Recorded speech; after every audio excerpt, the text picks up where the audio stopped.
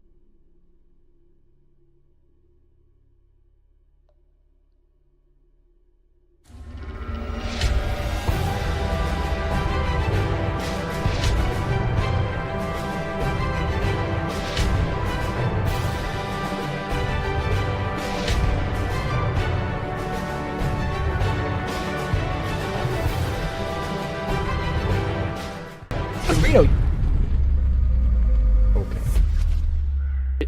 Like I know I showed Rebecca. Yeah, they ruined that character. What's up, Why bitches? would they do? But Reno, wasn't that basically like the room, but with wrestling?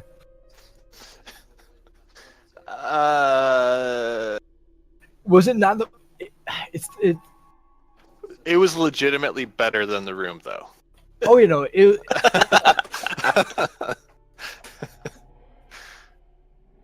So we're live. Ever have a hat? Oh. Hi, everybody. How's it Broken going? Matt already Twitch? was ruined. Hope everybody's having a great night. We're gonna kill this background music here because we don't fucking need it.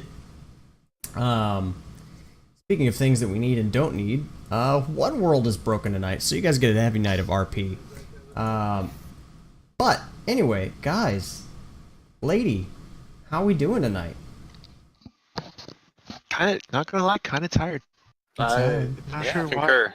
Yeah, I don't Little know if tired. it's just like, if it's like this weather that's getting to me, or The just smoke too much and... going on this week. Yeah. Do you have to spend a lot of time outside today? No, luckily. You That's probably asphyxiated yourself on smoke. Yeah, That's crazy. It's terrible outside. Jesse, I don't know what happened, but your camera got way off center. Really? Yeah. It looks dead center to me. Or different from where it was before. I think it was not centered before, maybe. I don't know. I mean, you're fine on this screen, but on the other screen you're going to be off. I think. I don't know. We'll find out. Let's take a look. Are you off? Are you not off? You're still there. We can see your face. You're fine. Good. It's all good. Whatever. Fuck it. I hate to see your ratings go down if they can't see my beautiful face. I know, right? Like, people will just need to fucking get woke about it. Stop. No. That was perfectly just... That was to make Jesse do what Jesse just did. Okay, I'm just glad you guys hate that term as much as I do. Yeah, it's fucking stupid. Fuck you, Anyway. WWE. Fuck Oh god, that hurt. So, Nice. fair warning to our audience. The map tool that we're using, and I should have had some warning about this actually. The map tool that we're using, One World, is not functioning right now for some reason. And the reason I should have known about this is because there's another stream that I watch on Wednesdays, and I talked to them into using One World also. And they don't use it as heavily as I do, but they were having some issues on Wednesday as well where it wasn't recognizing certain things. So I don't think it's just a me thing. I think it's a general issue thing with an update that he did. I've got him on my friends list. I'm going to talk to him, see if we can't get it sorted out. He may already be aware of it and working on a solution, but we'll figure it out. So today you're going to get a heavy dose of RP and some hand-drawn map bullshit, and also everybody's characters are trapped in that last map as far as the 3D models for your characters go, so we're going to have to just get out new figs for everybody. Good news is, Halavar has a backup fig. Do you still have that backup fig? Somewhere? Hiding around? I do have a Maybe. spare. I've got I do the have horse. I had spare I Celissa had over two there. character figs last time too. Yeah, I've got One your of them spare was Celissa. not locked in the other. Yes, haha! Yeah, I've so- got a fig too. I've got your Celissa there. It's easy enough to get out one of Kylar if my system will fucking cooperate. Tabletop Simulator in general. No, I got Kyler. Do you have a Kylar? Okay, perfect. You've got a Kylar. Yeah. We need a I Tim. got a horse, unfortunately. There we've got a Tim. There we've got a That one does Halavar. not work. And Becky. Should be able to remake Becky real fast because I'm pretty sure I still have the file for her. I just need to find it. I can Google it real quick. One moment. No, because I had to edit it. Okay. To make it see-through and stuff. So it's just a matter I of will say, where... at PAX West, I got a chance to play Divinity Original Sin 2. Oh, Yeah, with the map, like, D&D mode, and it is awesome. Like, as soon as I got home from So PAX, I jealous. pre-ordered it. It comes out in 6 days. Yeah, the problem is I don't have time for that. If I'm gonna play none of those like CRPGs, I'm gonna play Tyranny. Like I've been meaning to play Tyranny for a long time. Oh, I only picked it up for the map editor stuff, but the campaign's supposed to be really good. Did you play Baldur's Gate back in the day? No. Oh, okay. Alright, Seriously, if anyone ever played like CRPGs, look into the game Tyranny. It is It looks amazing. I've watched so many playthroughs of it. It's so good. So everybody has their figs. So now I wonder about this. I wonder if delete that, and I may just break shit more here, but we're gonna find out. Delete that. Don't want it. Don't want it. Don't want it. I want this one. So I wonder if I can at least do this. Custom. And we'll point that at...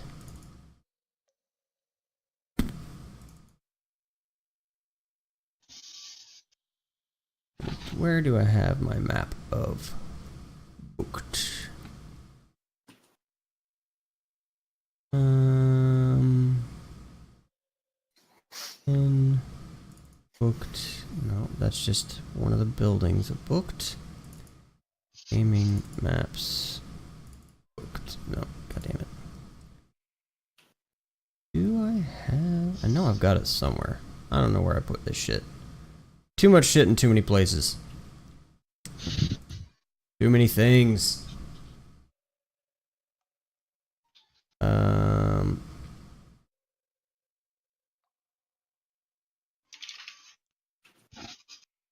So let no turn in.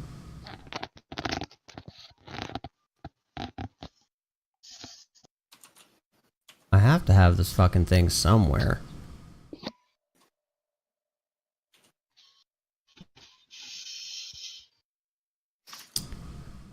TTS, why you have to be broken? It could very well also be that it's not broken, but that some update to Tabletop Simulator broke it.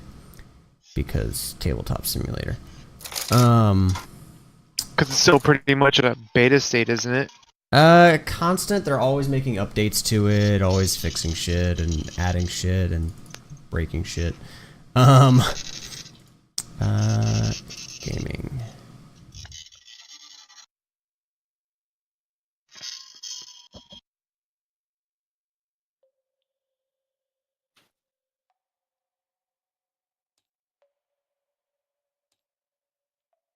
See? Did this work? Is that the right map? And then does this work? Eh. Okay, well it's turned around and oriented the wrong way. But it does work. Let's just turn down our overhead lighting so that we can get some color on the map. There we go. Okay, so, but I think I can pop that off. And this way. There we go. I think that's the right orientation. We just can't go to any other maps. I can hand draw stuff, but there we go. Okay, so who wants to recap us for what we did last time? We did a lot last time. We did do a lot last time. Tell us about that, Kylar. What happened last time? So we finally came across that shaman bastard, and after very, very carefully using our, hat of disguise to infiltrate their little fortress, we were able to get past all the guards and finally encounter the shaman and take out his merry, merry band. Luckily, without the other group being warned of the situation. I certainly hope we got some massive fucking experience benefit bonus for that, because that was brilliant. Well, you guys did completely Sneaky. level last time, so... Sneaking through that cave. Shit, did we? I think you might have bypassed like 30 enemies by doing that. Yeah, Quite a few. that was good. Quite a few. Becky could have taken them. With There's explosives. still time. We're still in the room, baby. They're still there. They're one 15-minute corridor walk away from you. No experience left behind, buddy. Fucking But- A, man. Fucking A. You have two paths that you can go. You can go back. I should probably close the office door so it's not too terribly loud and echoing through the house. 1 second. Wait, I need to know how hangry Becky is. I swear to God, if I have to, I will create a Snicker bar factory. What? There's just like I have a new squad goal, but it's so batshit ridiculous. I know I have to wait, but like I have a dream for all of us because it requires 3 of us to do. Okay. I'm not gonna tell you yet. That's good. Because I'm down. There will be a time when I will reveal hashtag squad goals. It's not right now. It But will that be day is not glorious. today. It will be So- fucking glorious. Vain Like, glory. think of what Adam rejected. Way double that. Okay. All right. So, my one addition to Kylar's recap so far is I just want to make mention that he did, in point of fact, fulfill his role for me that I always mention, and that when we killed that shaman, that sneaky son of a bitch took that ring and put it in his pocket, and as far as I know, it magic poofed. I don't know where it went, but Kyler ain't got that ring. What are you talking about? What you Huh? talking about, Right. Lewis? That is correct. Survey says. I know nothing. So, all right, yeah. So, you guys, what I was saying a moment ago is you guys have a couple of routes that you could go, which is that you could go back the other way and try to see if you can just get back through the room the way that you came in, peacefully or with a fight. That's at your discretion. Or, again, remember that hatch did open up. Dawn is in the air outside. However, once you get outside, you have no idea how far away you would be from your cart and horses. I know Halavar, you don't really care because you can just fucking summon your horse. Truth. But I am somewhat curious if that hatch opens up back at that evil fucking altar. you guys have not found out yet. You're still. I feel like that hatch may have been the same hatch that he escaped Right. into the first time. Yeah, I think so too. So that's kind of where I'm at with that. Me personally, I think that we ought to take as much time as humanly possible for Reno to go through until we understand exactly what the fuck this guy was up to. There's books, Yeah. there's notes, there's tables and charts. I really want to know because, meta-wise, I have a feeling that, from what he said, not one person can contain the power of all those rings, right? So he's got a list of them and what they did and who he gave them to. Well, no, Yeah. he said he had destroyed some of the rings. No. That's not what he said. They were distributed. Oh, they were Yeah, distributed. right. because his hand was all burned up. Yeah.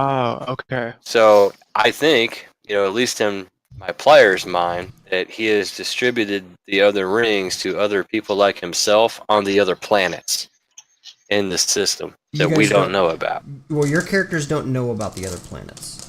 As I said, this is completely meta, just me talking as a player.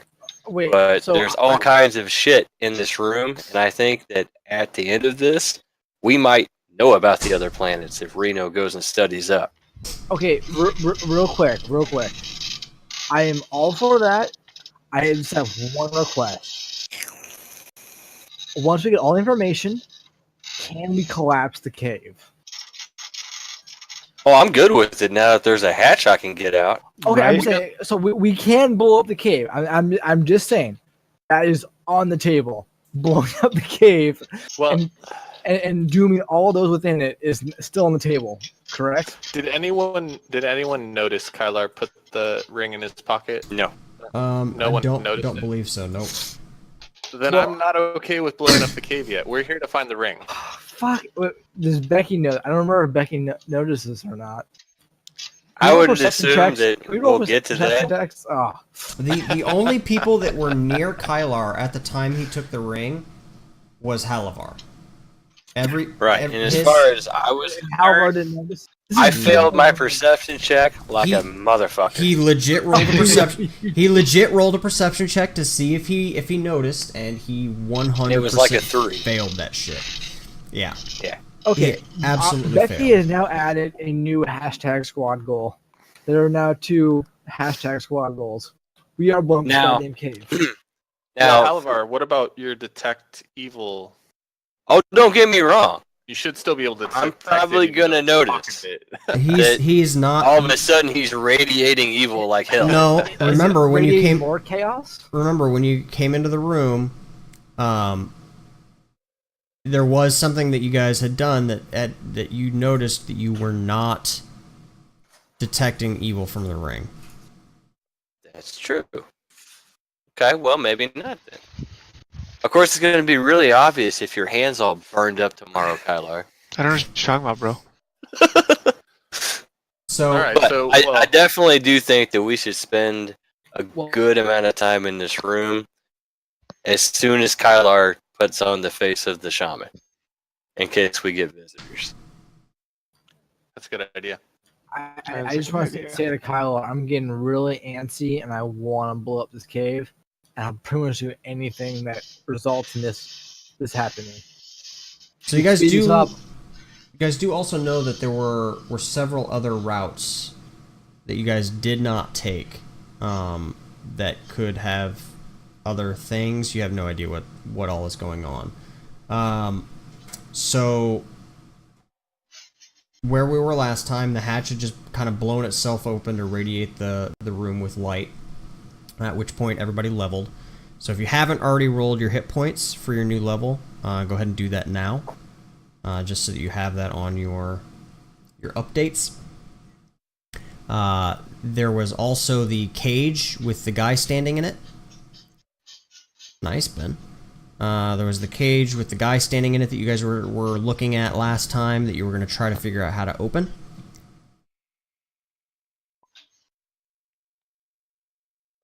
Didn't we check that cage the last time? You were getting ready to try to get the guy out of it. You were looking at it, but you hadn't actually done anything to extract the person from it yet.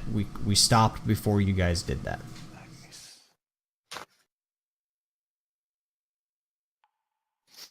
And the person inside the cage and the cage itself seemed to be, because of the two people in the party that can easily detect alignment, everybody else was, or you guys were able to determine that it was basically cycling, both the person and the cage were cycling through different alignments on a constant basis. The guy that was kind of dipping in and out, right? Yeah, the guy that's in the cage, he was kind of just, like he was kind of, asleep, holding on to one of the bars to kind of keep himself upright because he's in a stand-up cage. So he's got one hand that's just kind of grabbed on to the bar, and he's just kind of hanging there, pretty much passed out inside the cage. And you guys were able to determine that he's at a minimum cycling between being evil and not evil, chaotic and not chaotic and not evil, not chaotic and evil, not chaotic.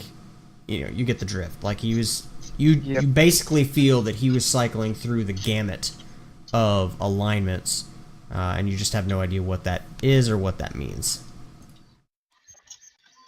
Jesse, what did you do to your sheet? Dude, my sheet's all fucked up.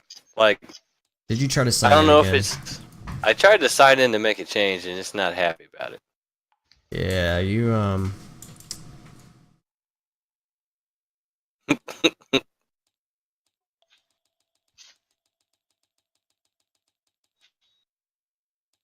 Be right back. I gotta feed the cat. I bricked it. Yeah, just don't sign in. You'll have to do it on your actual computer for some reason. It's not liking you signing in. I think they did some sort of an update to TTS, and it's causing some issues. That's okay. My bad.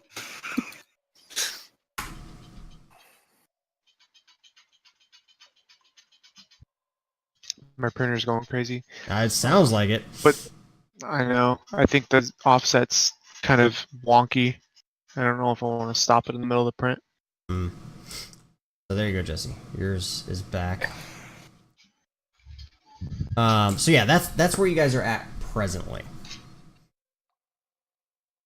I feel like we should just get out of Dodge after we explore this this shaman's little area, though.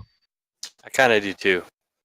We've accomplished, assuming that you admit that you have the ring. What are you talking But I really want to like investigate because I mean there's there's some definite knowledge here about where those other rings are, and if we're gonna find any other ones, we gotta know where to go. Yeah. So I'm willing to use all of my knowledge, religion, and knowledge nobility to attempt to figure this out.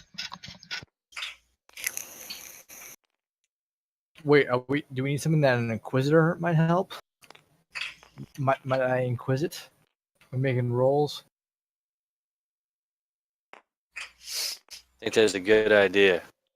But yeah. So how we want to go about this, Adam? So, I mean, what exactly are you guys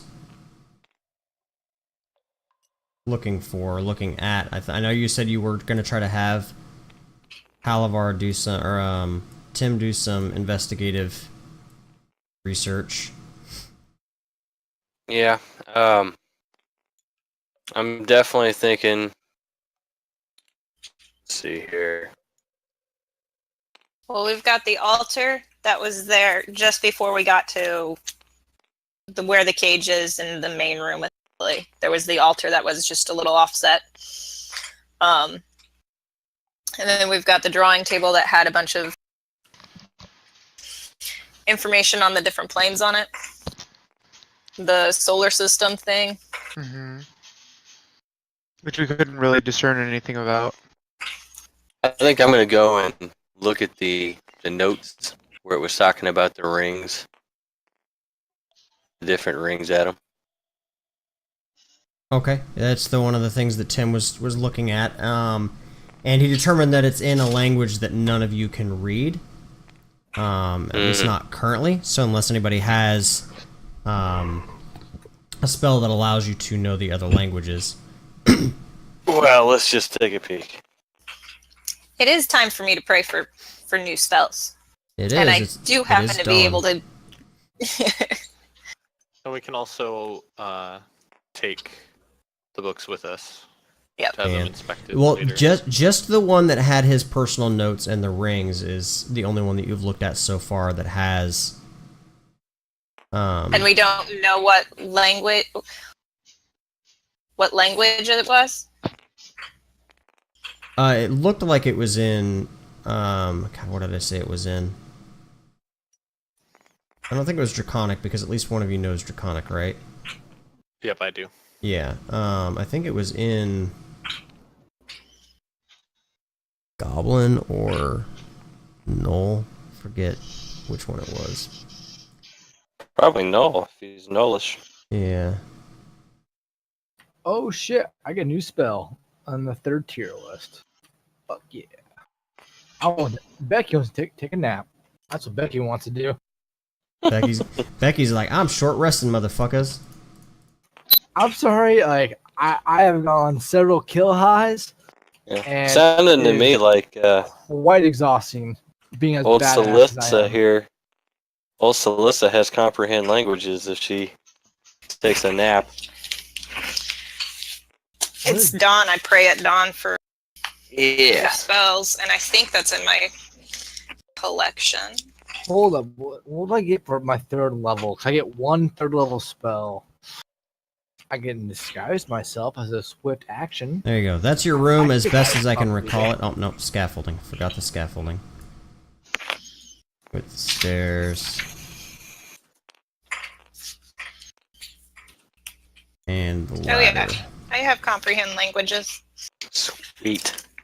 There you go. So that's your room as best as I can recall it. I think it's a fairly accurate representation of what I had done. Actually, I don't even have to pray for it. I forgot that I had planned that one ahead. Well, I guess me and Tim are taking a look at it, and I ask around. Anybody here speak or can read Nullish? I can for the next hour. So okay, Excellent. so you guys Don't read this. You guys were also Have read again. not read magic. What's the read one? I was gonna say I thought comprehend. Yeah, it's comprehend languages. It's spoken and written. Yeah. No, but Or there's Rick. also one that maybe it's just a D&D where you can read things real fast. Oh, Oh, yeah. I don't know if that spell is in here or not. I don't know if that transitioned over to Pathfinder. I can't remember what it was called. Yeah. It wasn't... I don't remember what it was. Jesus Christ. I can get a spell, but it's kind of fucked up. I'm not sure if I can, like, actually use it with my alignment.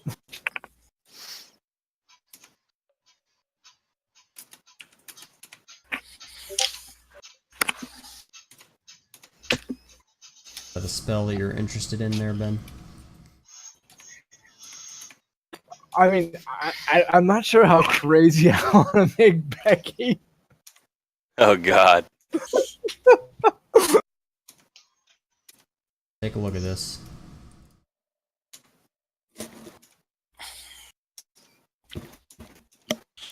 Blood of the Martyr.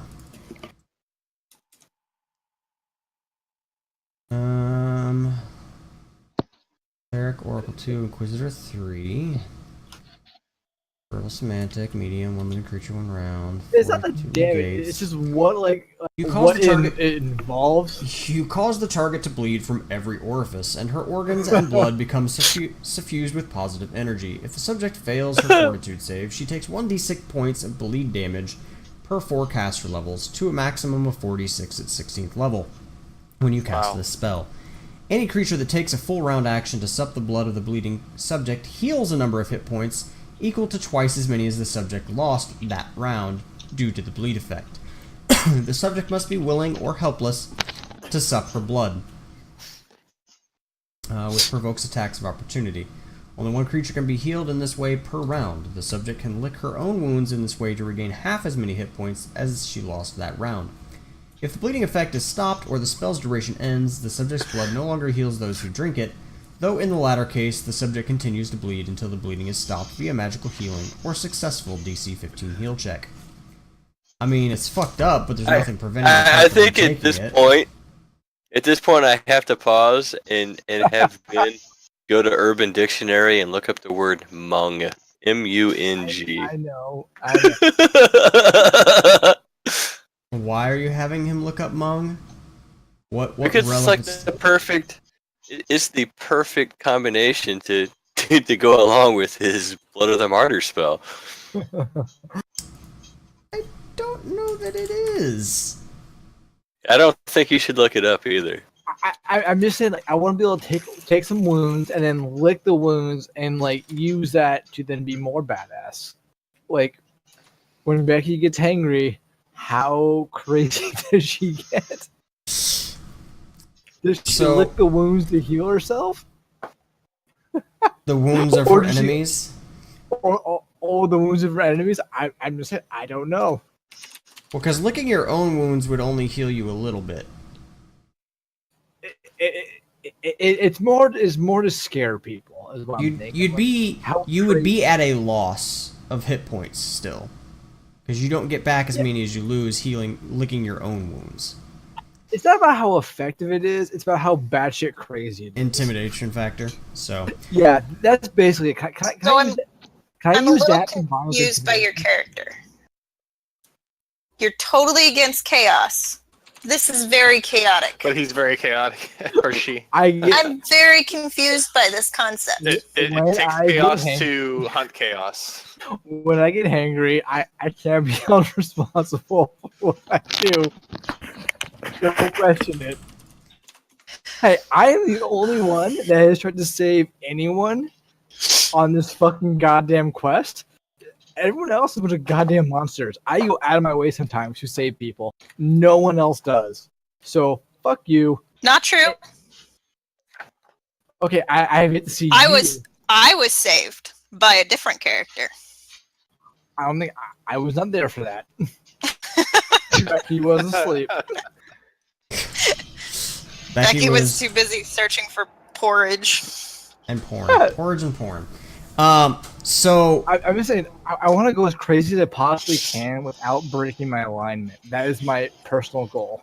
You're getting close, man. Whoa.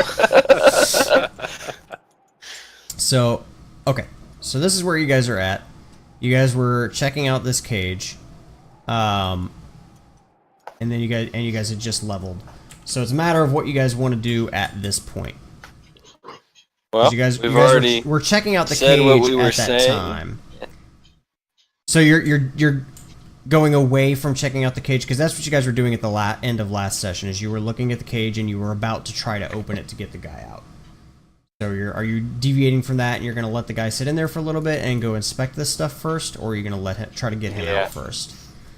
I'm kind of we weary can of that cage. Probably divide and Yeah. conquer on this particular quest right now. Yeah, I don't think letting him out would be of any benefit right now. I mean, it's completely up to you guys. If you want to deviate away from that and go back to checking stuff out and inspecting things, I'm fine with that. I want to make sure that that's what you're actually deciding to do amongst yourselves. I'm gonna go inspect the escape route. Okay. Alright, so Halavar goes over and I'll bring up our map here just so people can see what little bit of map work we've got. Halavar goes over, climbs up the escape hatch. When you get up to the top of the ladder and you go out through the hatch, you are in that area where they were trying to sacrifice you previously. Oh, Those shit. bastards. The area is empty at this point from other creatures. There are no gnolls or goblins up there that you're able to see or discern. But from where you're at, make a perception check. Okay. Just for Kylar. Oh, it's for Kyler or for me? For Kylar. I'm sorry. 28. 20. Okay. You think that you see, if you remember, there's an altar in that area. And you think that you see something over on the altar. It's kind of glistening, so you're not able to tell at this distance what it is, but there's something on the top and on the sides of the altar that stands out from the natural stone of it.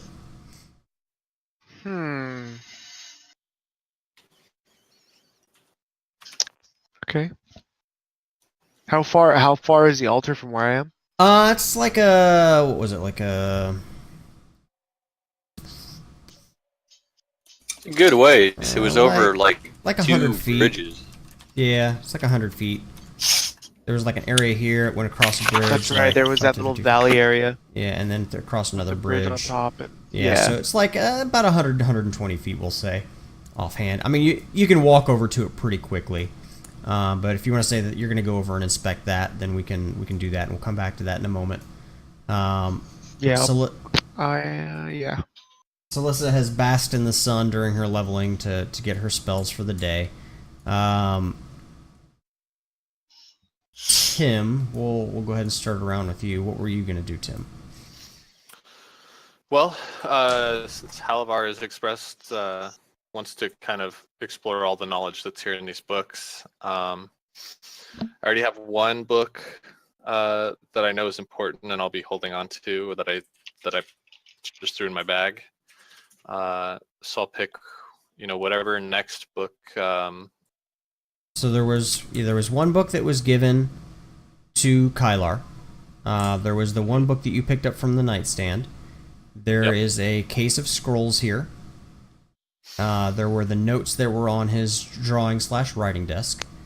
Right. This was a desk of like just equipment, and then over here there was a stack of various books, just kind of collected. All of the pages relatively worn, as though they'd been looked through quite a bit. So if you want to try to spend a little bit more time now that you are able to and read through those, you can certainly spend some time on that if you would like. Yeah, the ones right next to that cage are the ones I'm going to be kind of rifling through. Okay. All right, so we'll say that you're going to spend a little bit of time going through those. Halavar, what are you doing? Think I'm gonna go over and check out the scroll case. Okay. And just kind of open them up and take a peek at them, see if there's anything good in there. Okay.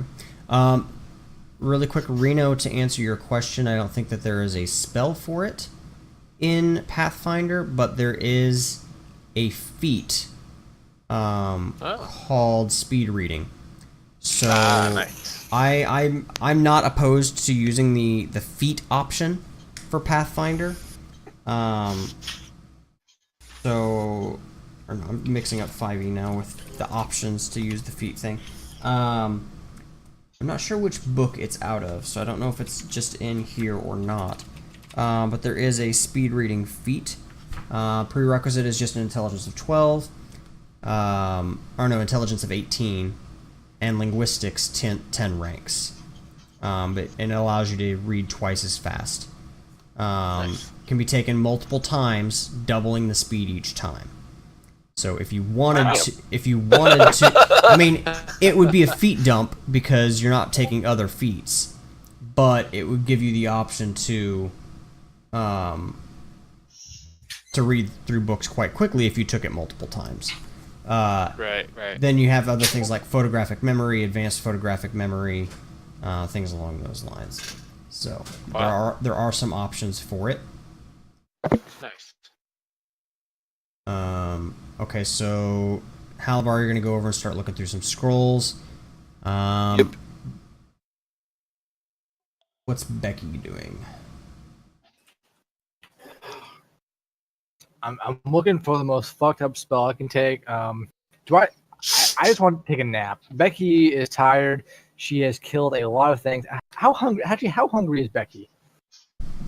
I mean, it's literally been at this point maybe 2 hours since you ate that stew. Darn. So famished. Yes. I am fucking famished. starved. I am gonna take a fucking nap because there does not seem to be food coming anytime soon. I want to get my new spell. God damn it. Okay, well, there's a bed laying over there, so Becky's gonna take a goddamn nap. Becky's gonna go lay down in the fucking bed because Becky's Enjoy those fleas. yeah. God damn it. This is gonna wake me up randomly. So Becky's going to take a nap, and what is Celissa doing? I'm gonna go check out that altar. The one that was The evil altar that's up. Over yep, here. up there. okay. All right, Celissa's gonna go check that out. Making a mess of litter all over my fucking office, you bastard cat. All right, so Kylar, you make your way across the bridges and get over to the altar, and you're able, once you get closer, to see that what it is that you noticed when you came out, glistening in the morning sun, is actually semi-fresh blood. It's not complete. It's on its way to, but not completely dried yet. So you get the idea, especially from, the head that's, once you look around it a little bit more, the head is still actually lying there. The body's been discarded. You don't know where that is, but there's a freshly cut off head laying to the right of the altar that you were unable to see from the bridge or or back at the exit hatch. But it looks like a sacrifice was recently made. Oh. Tim, you're looking at the stack of books. Is there anything specific that you're looking for? Like, are you going through them in order? How are you approaching the book situation? Well, again, I know that we were still kind of in combat, so I was rushed when I was looking at them earlier, but kind of anything that looks like it might be related or have any information regarding to the cage to the left. And then I guess my next options would be the books that look the most worn recently. So maybe the pages have a little less dust on them or a little more wear on the cover. Maybe Okay. the bindings kind of just are broken open to certain pages. Okay. So you're just kind of going through them, looking, kind of getting a general idea of what's in each book. The second book in the stack, actually, you're just kind of flipping through it real fast to see if there's anything that stands out, maybe like pictures or specific spell languages or images that might stand out to you immediately offhand at a fast glance to kind of give you somewhere to go to work from. And as you're flipping through, you do see a kind of a hand-drawn picture that roughly resembles the cage. Taking a look at it, the book is written almost entirely in Draconic, with some notes written in it in Null. So, but you speak Draconic, you said, correct? Let me just confirm. Yes. Okay, so you're able to read the book, just not his individual notes at this point. And you get the idea, even though you can read the language, the conversion to, the translation, certain things don't quite match up to common. But what you get the gist of is that it's talking about a ritual wherein you can make one sacrifice, and through connective energy, it pulls the life force from however many other people you have linked to that sacrifice and shoves them into the cage and thereby any persons that you have inside the cage, causing a powerful tormented soul who is constantly shifting until commanded or directed to be one specific thing. And so basically whoever controls the person that's been manipulated inside the cage, they're constantly tormented by the souls of every person that you've shoved into them, and it causes that continual shift in ability. And you can change what their alignment is at your command, whoever it is that owns the person or has power over the person in the cage. So with that, if you're able to alter their alignment, is that just appearance's sake and they're still going to, follow whatever, instructions you've laid out, or is that actually guide their actions in the future? It guides their actions in the future from what you're able to read. Like, you say you create this new being made out of all these other beings shoved into one person, and you can direct that person to go about your life being a good person and helping people, but keep this item on you at all times, and say that it's a ring of sending so that you can send them messages or communicate with them from a distance or whatever. They will go about their lives. They will be a good person. They will help old ladies cross the street. They'll help people pick things up that have fallen. They will be a good person until the person that controls them tells them to do otherwise. So the person could have them go about this perfectly good life, and then on a whim or on a command or on an event, however directed, that person could switch to being a sociopathic killer with the utmost evil alignment possible, and then have them switch back as if nothing had happened. Like, you have they will follow their own actions, but they'll follow your commands. So if you give them a specific command, they'll follow that command, but they will also be attuned to whatever alignment you command them to be attuned to. And then the one thing that you're seeing in there, though, that you're finding problematic is that the person that has command over that being is determined at the time of the original sacrifice. And you're not able to immediately find anything about what happens if that person is dead or unable to command the person. And at this point, as you guys were able to determine, the alignment of the person in the cage is still constantly shifting. So they have not been assigned any sort of status or being. So you get the idea that the person in this cage is going to be in constant torment and fluctuation, and you have no idea what sort of power goes along with whatever ritual was just done to them. But make a wisdom check. Or an arcana check. I'd like to do an arcana check. And I think let's see. That's and then plus 1 more, so 21. Okay, and then make me a spellcraft check. All right, yeah. And same thing, another 21. Okay, so you get the idea that the beings that were in the cage, in the cell that you guys were at earlier, where they all died, or just vanished rather, that they were part of this linked sacrifice. So just from your readings and how everything is done, and the way that it describes the spells and things along those lines, that's what you were thinking currently.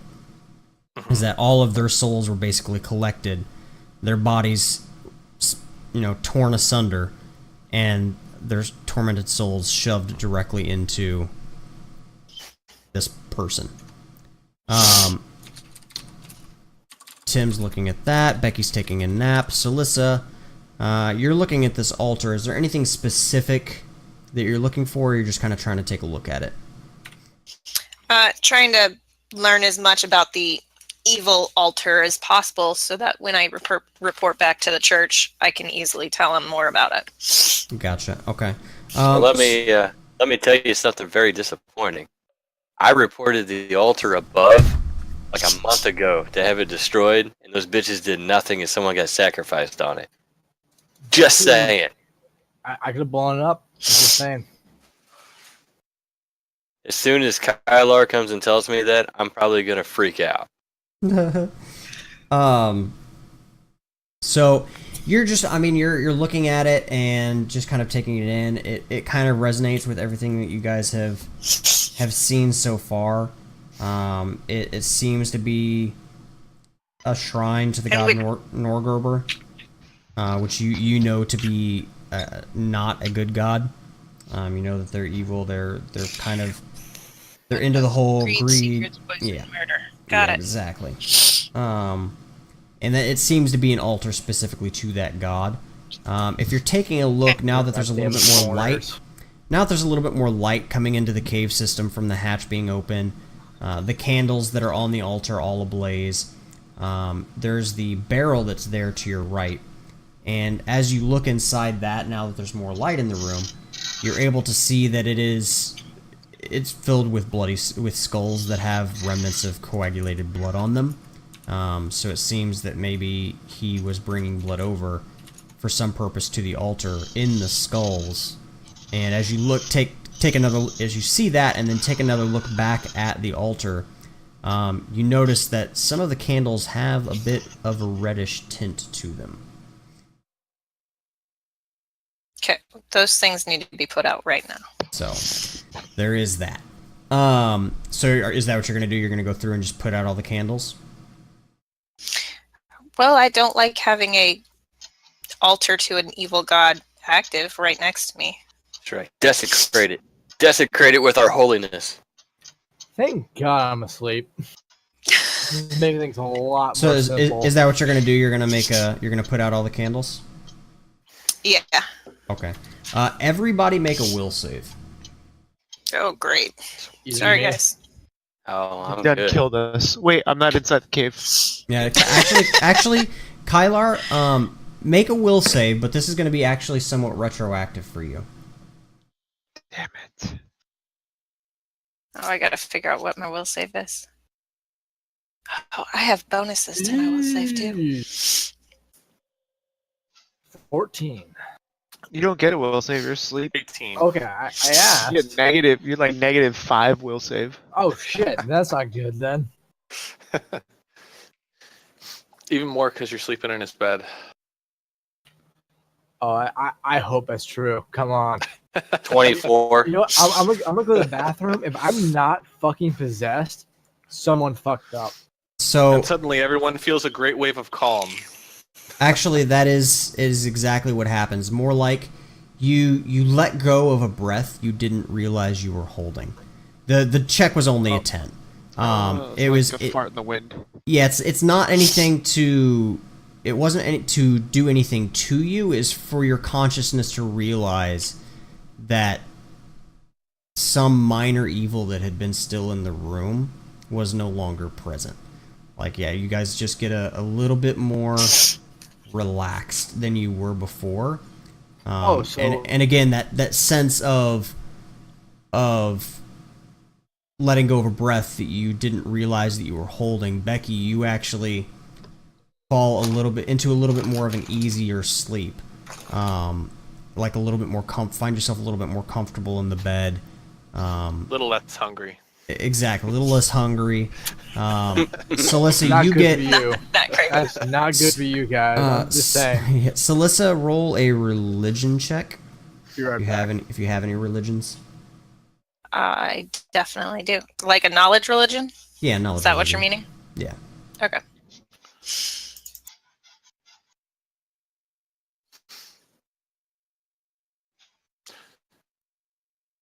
Nice.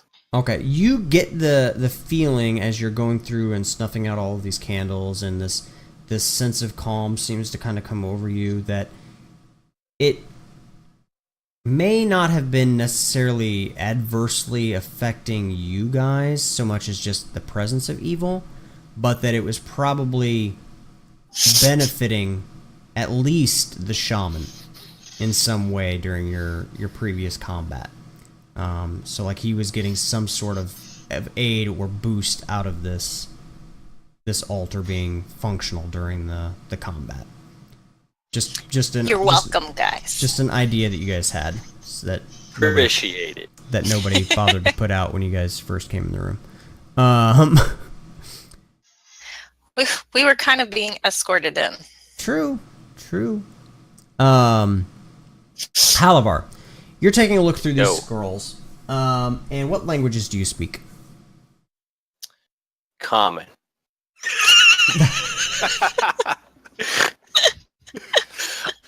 Let me put it to you this way. I am currently opening them up looking for Garanimal drawings.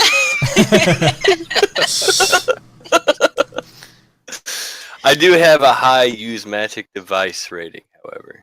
Well, you have linguistics 1, so you have one more language that you can have. Scroll. Language. Specific language. All of a sudden you learned null?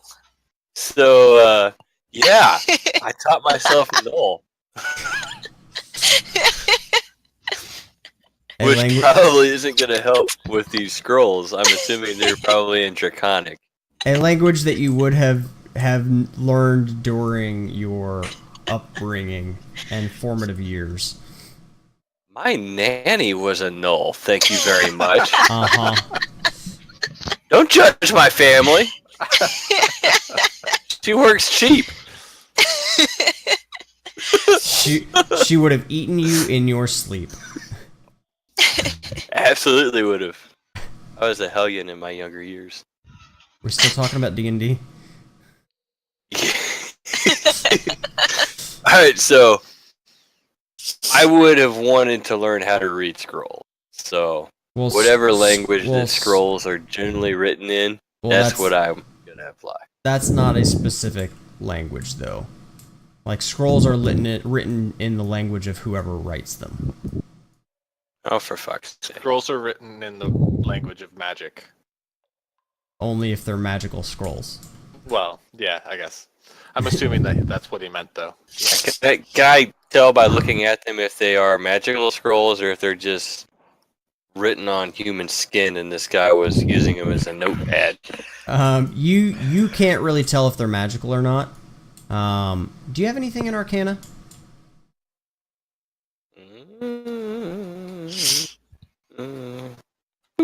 Or actually, Tim, you did a detect magic earlier, correct? Yes. Yeah, so these scrolls, you know that these scrolls were not magical in nature. Okay, so back to my previous comment about Nanny McNolish. No, you would not have had a Gnollish nanny.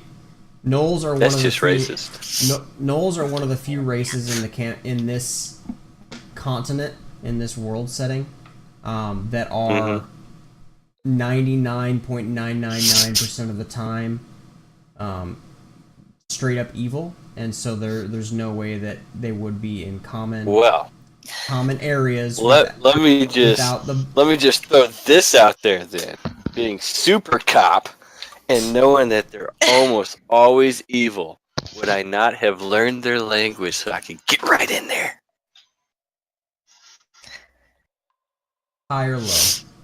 Oh, that's what I'm talking about. Hi. Wow. I rolled a 7. Oh. Okay.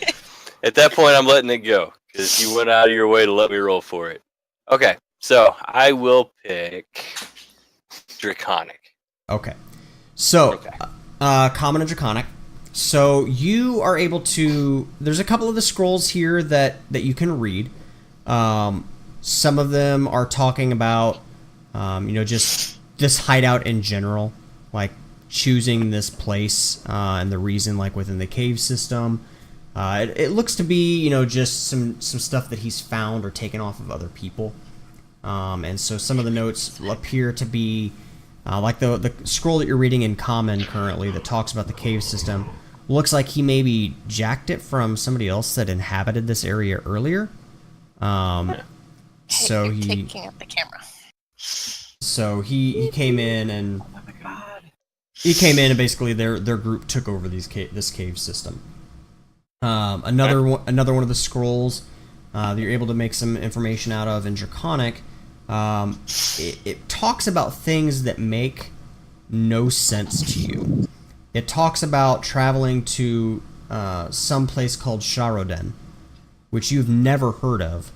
But you know that the planet you're on is called Miroden, so it seems familiar to you in that your planet is called Miroden, and so they're talking about traveling to this other place called Sharoden, and it seems very weird to you, and they're talking about floating cities above the water, and just little references like that, and meeting somebody on this planet. Or on this other place. How they do it? No, that's it. Just that they were doing it or going to do it. And the scroll is very old, but it also looks like it's not. You know how if you're writing a scroll yourself or writing a note yourself, while you figure out the words, if you were using like a fountain pen or a quill and ink, while you're taking the time to write it out, you're going to be spending a little bit of time thinking about how you want to phrase things, how you want to write things. So there's going to be pauses of ink, areas where it's a little bit thicker, where you're trying to figure out maybe what your next word is going to be. Drops from where you maybe held the pen for a second, waiting to figure out your next word. There's none of that. And so that leads you to believe that maybe this is a copy, like a duplicate that was copied from something else.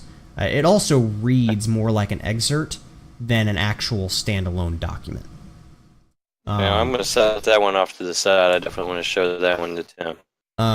So you've got that one, and then there's a couple of other ones that just talk about random things. Nothing super specific. A couple of other mentions to other places that you don't recognize. Like, at this point, you guys have been around long enough, you're in the employ of the city, so it's part of your duty, just in case you ever have to travel to any of these other places as an envoy or whatever. You're familiar with the majority of the names of the, anything above, the tiniest of towns. You know the names of most of these cities. And the places that it talks about, you've never heard of. In any fashion at all before. You've never heard of these places. And some of them talk about, traveling to such and such city in in such a place. And that seems even more odd to you because you know that this is the only continent that there is. So unless they're talking of something north of the mountains, because you don't really know what's north of the mountains, It seems really weird to you, and the phrasing and the types of names that it references, it's not even common to the way that things are named in this area on the continent that you guys are currently in. And that seems to be the majority of the case for the things that you're reading, is that these are all either maybe things that were collected at some point from these other places, or are references to other places. Like 99% of the time, they're references to something else. Okay. Or somebody wrote a fantastic fantasy book series. And Oh, I'm telling you what, This we're gonna guy- make a fortune. Off the licensing or the movie rights. We're gonna be bestsellers after this bad boy. This is like a Dude, I'm telling you, it's all about novelist's theater, dream. man.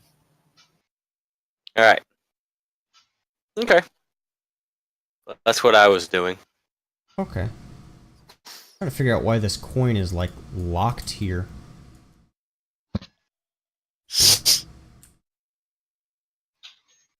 Oh, it got put into somebody's like card zone. That's weird. But yeah, so that's the majority of the scrolls that you're reading through. Halavar, what are you doing over at your altar? Celissa? No, Halavar, Or- the altar outside. Kylar, sorry, Kylar. Oh, Kylar. Your names are too Oh, fucking similar. So, after kind of taking a look around and seeing the fresh blood, I'll kind of feel for it, see how tacky it is. Maybe I can discern how fresh the blood is. And Not super fresh. Make a... What knowledges do you have? Be a heal or survival.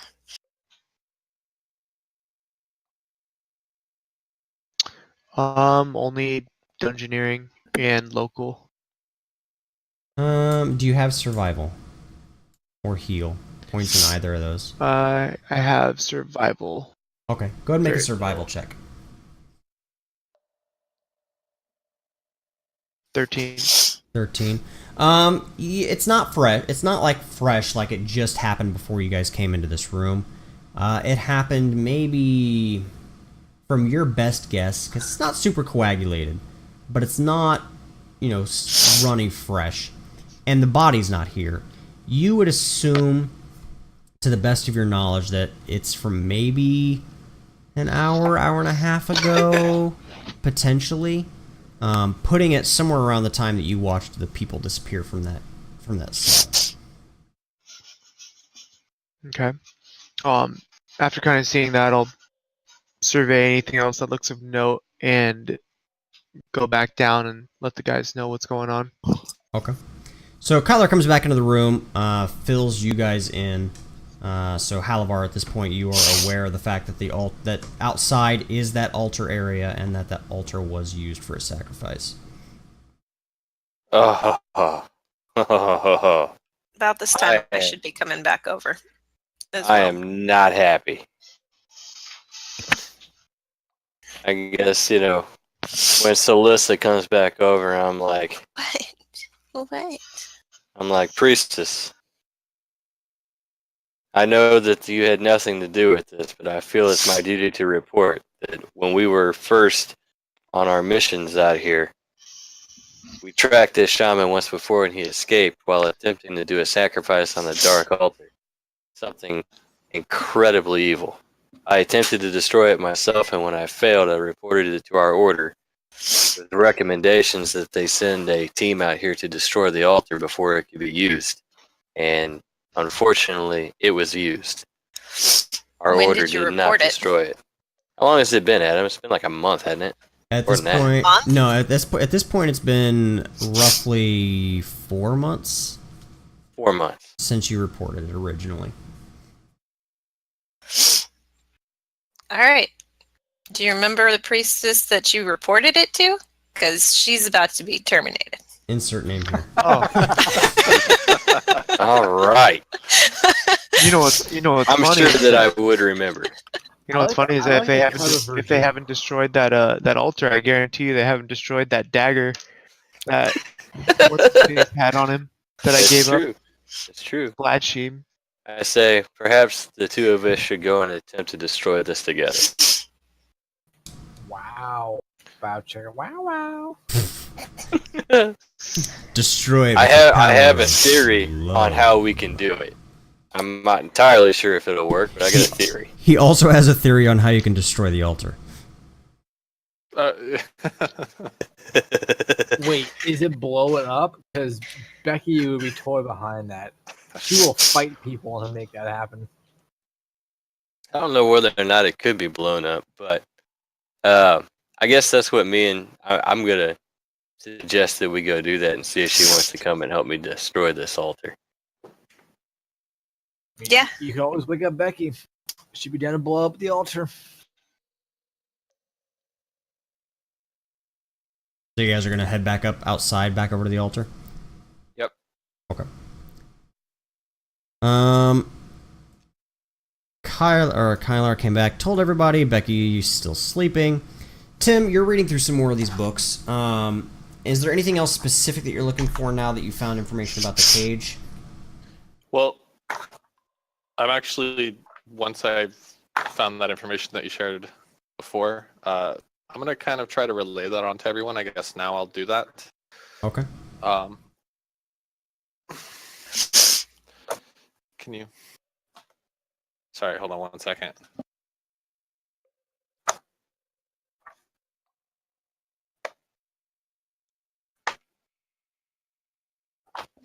Sorry, cat was digging into the couch, making all kinds of ruckus. Wait, Yeah, so I want to share that Which with everybody cat? so that No. in case Halavar still wanted to... Well, I guess they already walked out, didn't they? Well, I mean, this is all kind of taking place at the same time, so it'll be Yeah. knowledge that they have at the same time as they're going up to try to do the altar or whatever, so... Yeah. Well, in any case, we shouldn't try to open this cage until we can determine How to control the individual. either how to control or just put him out of his misery. He's definitely not having a good time right now. Agreed. And if we can't find a way to control him and ensure that he won't be a menace, it'll just be best for everyone if he is put down.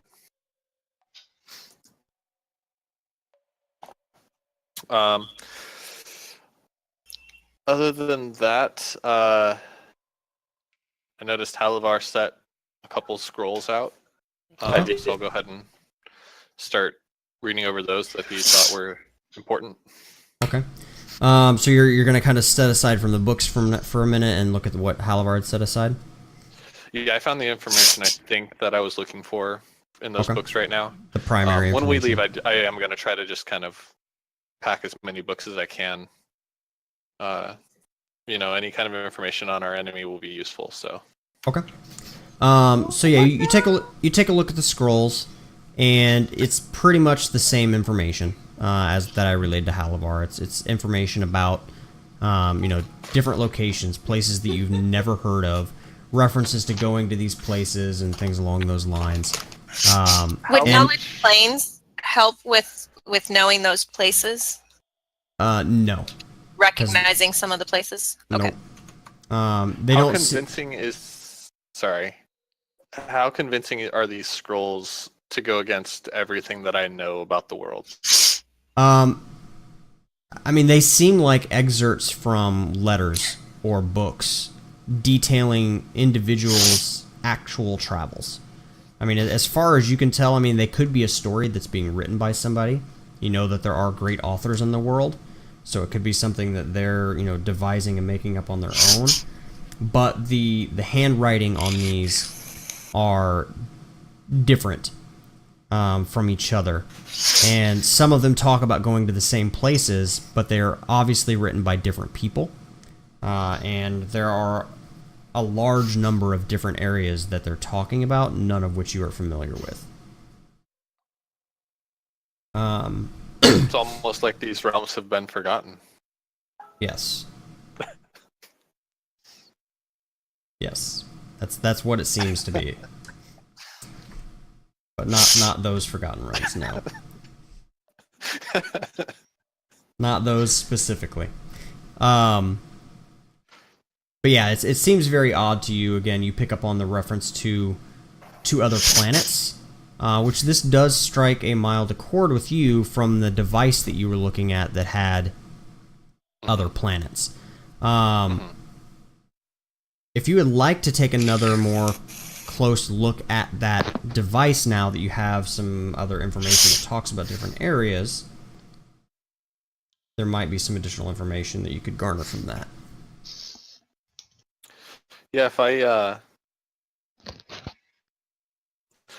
is it all just writings in these scrolls, or are there any, kind of little sketches or anything like that? Most of it is writings. Occasionally there are a couple of little sketches, but of mundane things, not anything of specific areas or anything along those lines.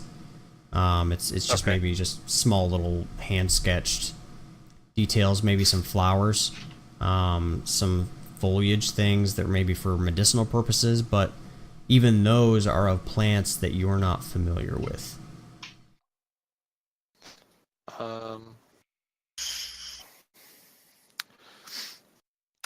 I'm trying to determine whether or not Tim really believes in all this theory that this guy was into. Come back to me. Okay. So Kylar, you've come back, filled everybody in on what's going on. Is Becky still asleep? Is Becky just sleeping for the entire session? Look, I want my 3rd level spell. Plus, I meta. I know there's no combat, but So Becky's taking Becky a wants to long be at her- rest. yeah, she's taking a long nap. She wants to be at peak combat efficiency. All right. God Becky's damn it, Becky will blow up this cave, and she needs a nap. How long is Alright. it going to take I- Becky to do that? 8 hours? a 6 long hours? rest. A long rest is Until 8 we hours. wake her up. Yeah. So until you guys wake her up because you're fucking leaving, basically. So All right, so As long 7 as we don't hours? forget about her. 7 her. hours, we're going to wake her up. Hey, I'm committing to my character. God damn it! that's fine. No, I mean that's fine. I'm not saying that you should do anything else. I'm just asking if that's what you were intending on doing. So Unless they need me, Becky's fucking asleep. They know where Becky is. Becky will solve problems that they can't handle themselves. Should they reach those problems? all right. So Kylar, you've come back into the room at this point. And subsequent to your information that was provided to everybody else, Halavar and Celissa have left the room. What are you about currently? So I'll approach Tim since he's over here. Tim, I noticed you kind of have your head in the books. Maybe you can make sense of this one, and I'll pull out the book that I had taken from the or I was given by the shaman. Say this might make more use of it on your end than mine. So, Okay. so Oh my god, you have 2 cats? Sorry. Kylar presents this book to you, and you kind of you don't immediately recognize exactly what it is, but you get the idea that it is kind of a book of shadow secrets kind of thing. Like if you study its contents well enough, certain bonuses might be afforded, certain skills might be learned, similar to the other book that you've found somewhat recently, but with a completely different regard. Like it gives it doesn't so much give you these abilities directly as another tome might, so much as it teaches you through the application of certain magics how to do things that might be beneficial to a person, to say manipulate shadows, or maneuvers that might be beneficial in combat to someone who might be adept at them. You get the sense from looking at it as you start to read it that the language inherent in it is magic by nature, and that much like another tome, if you were to read it in its entirety, Like as you're reading it, you can start to feel the magic kind of being pulled at you from the book, and so you think if you continued reading the book in full, that magic would be spent, and that knowledge would be gained by you, but you're not sure if it's knowledge that would be beneficial to you. Yeah, after seeing some of the details regarding shadows specifically, I'll immediately just pass it back to Kylar and tell him, no, this is meant for you. Okay. Can I read the book? What don't languages? What languages do you have? I believe. Let's see. I think it's just common. Your intelligence is high enough that you should have more than one. I'm a filthy human. Yeah, but you should have more than one. Your intelligence is much higher than. Your intelligence is a +3, so you should have more spells. I don't know if than I don't How know. more languages than that. Pathfinder again? I don't think I ever did that. Yeah, I was gonna say I don't know if I listed mine. Yeah, I mean you've got 7 points in seven linguistics right now, so you can know a fuck ton of languages. Okay. You should roll for the relevant one.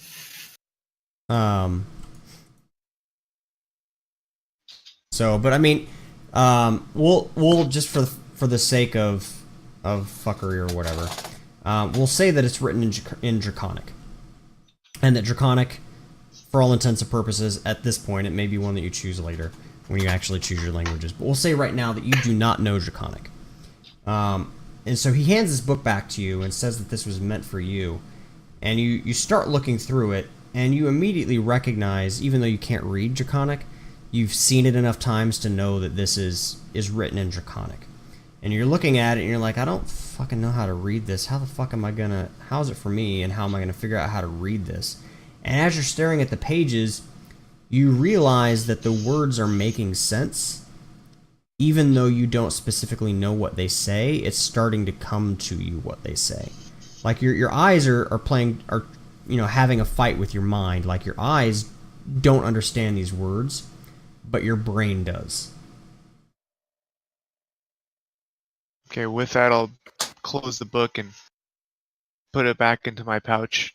Keep it for later. I mean, it is also, a fairly Tim, thick book. That's a fairly thick book, so it doesn't... Okay. I mean, you could get through it pretty, like, if you had time to sit down and dedicate to it, but it's not like a little thin little book that you could get through in an hour. Okay. So, Tim, have you discerned anything in this area yet, or I still have all that gear we need to go through before we want to either make our way up or make our way through? Yeah, right now I'm trying to wrestle with the the notion that there's a lot more around than what any of our history books, really have recorded. Are you saying different planets? Or are you saying different continents? Yep. Both? That's what it seems to say. I honestly can't say I believe it yet. Is there anything we can That's take? what they believe.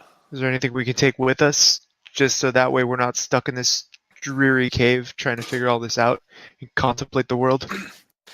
Well, I honestly don't believe we should really leave until we determine what to do with this fella in the cage. I'll walk up to him, kind of rattle my fingers on the cage and try to get his attention. Hey, you still there? So you do that, and I'm just going to come back over to our faces. There's not really much going on the map right now, so we can just kind of talk everything out. So you wrap your knuckles in the cage, and you feel a little jolt of magic across your knuckles. Nothing harmful, just that there definitely is a presence of magic in this cave, or in this cage. And you rasp your knuckles against it, you feel the little jolt, and his head kind of lolls around a little bit, like he's trying to pay attention to you. His eyes kind of flick up to you every once in a while. You can tell he's there, but he's not there. He's listening for something. He's trying to pay attention to something, but it doesn't seem to be you. His eyes, like any time that they come up to rest on you, they just pass over you and drift away. Okay. I don't know, Tim. He might be a lost cause. Well, who actually landed the killing blow on the shaman? Me. With help from me. I'm just saying. It's just the killing blow is all I'm interested in right now. Yeah, I cut him in half. Did I notice that he was trying to pay attention, but he really couldn't? The guy in the cage? Yes. Okay. Yeah, I mean, at this point, you two are actively trying to kind of figure out what to do with him. So yeah, you noticed Kylar rap on the cage, and then the guy's reaction. I am gonna, I guess, try to call Halavar back down then, knowing that he landed the killing blow. Okay. At this point, Kylar and Celissa have made their way back up to the altar, and you guys have been up there for a couple of minutes you guys have been doing your stuff down here for a couple of minutes, looking through stuff, and you guys have made your way up to the altar. So what are you guys going to be doing up there? I go ahead and, we walk over to it, and I show her the altar and how it's basically got like the hole in the middle for the blood to drain into and all that. Good memory. And I say, so here's my thought. I don't think that I could do this by myself, but if one of us creates water and the other one does create holy water, we can fill this bad boy up full of holy water, and it ain't gonna like it much. We could do that.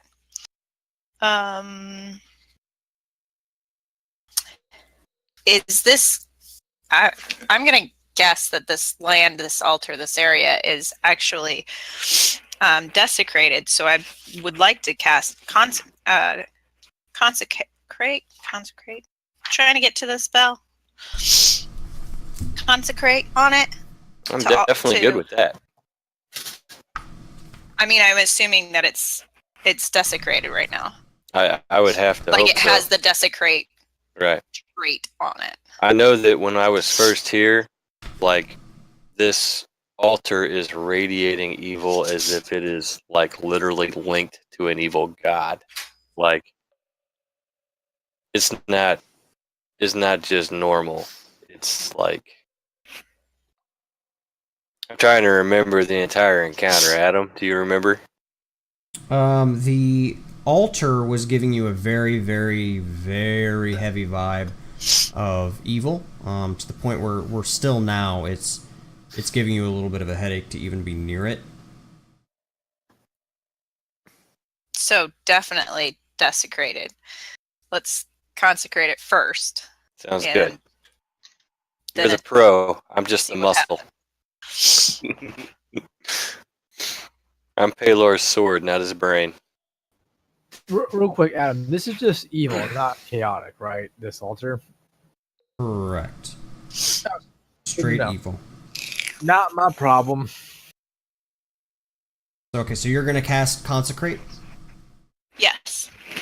Okay. On the area. So, okay, on the area, or are you focusing it on the altar?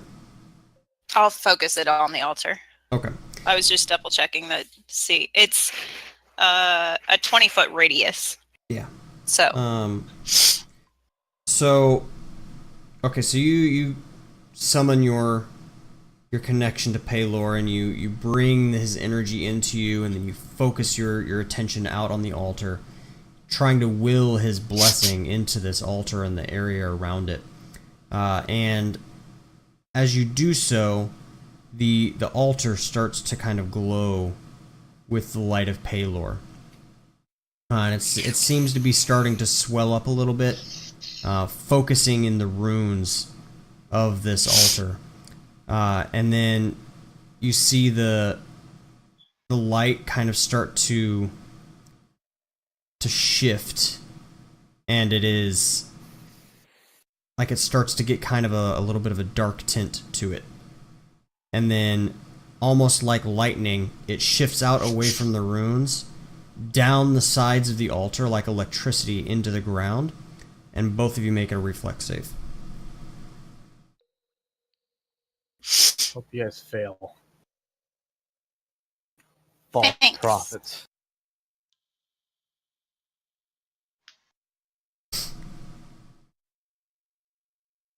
Wow. I think we're good. Nice. I think you're fine. So you guys are both like, you see this happening. You've sent your energy in, and What as you're languages are the runes in? just magic, just ancient language of magic. Nothing specific that's legible.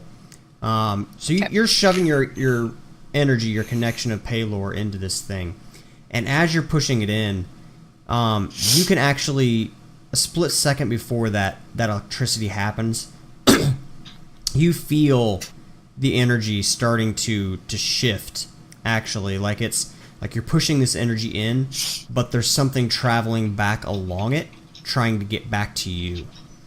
And at sensing that, before it actually makes its way to you, you start to you realize that it's not a good idea. So you, out of instinct and reflex, you let go of this energy, and as you turn to face Kylar to figure out exactly what's going on, you see him already Halavar. Halavar, god damn it!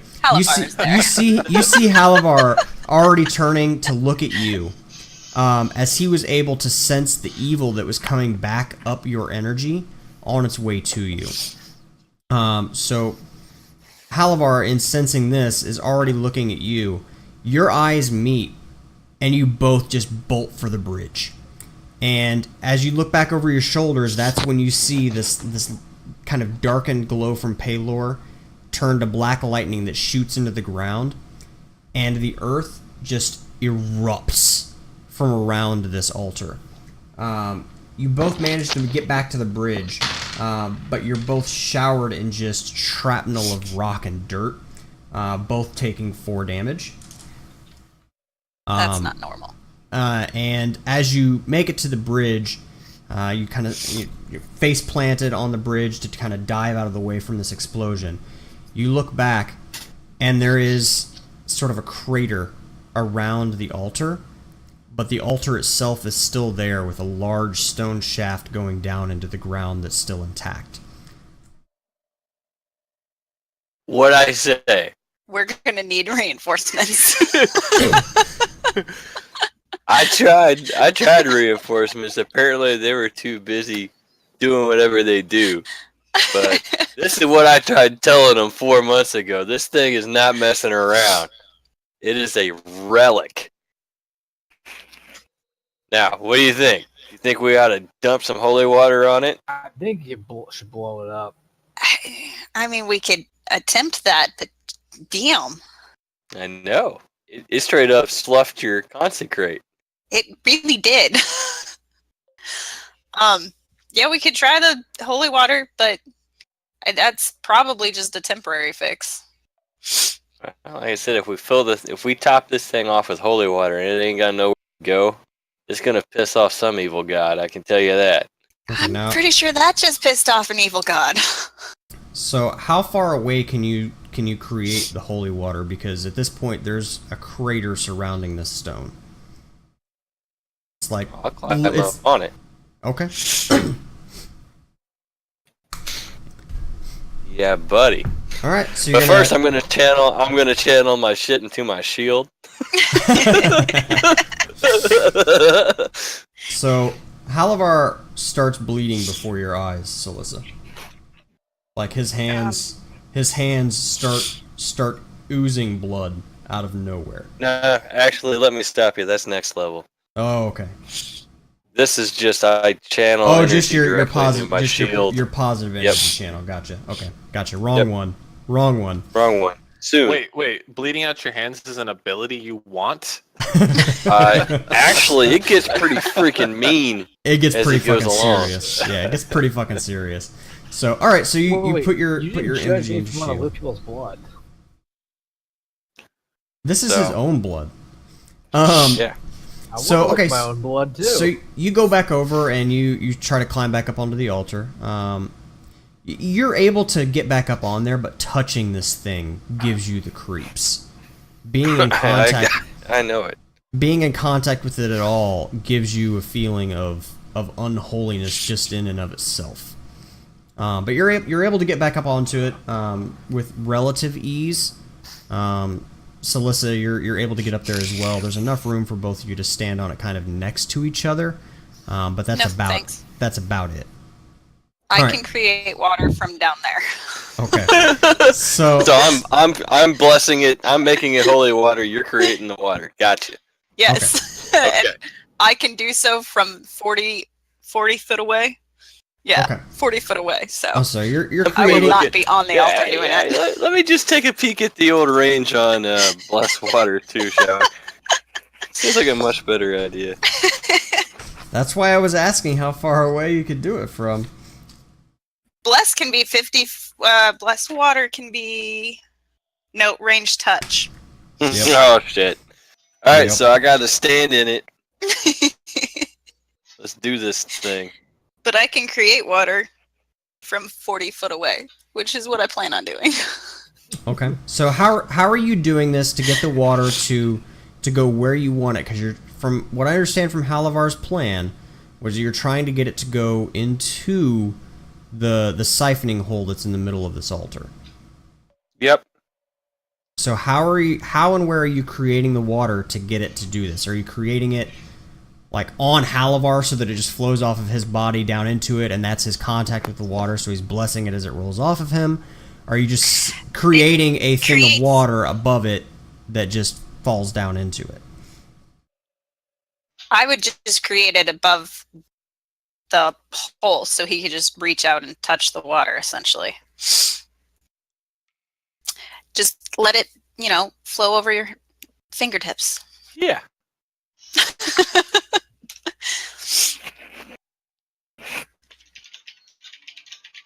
Rainwater, and it doesn't go bad as the food does. Okay, so the only thing that I would say, though, is that part of the problem is if you just create...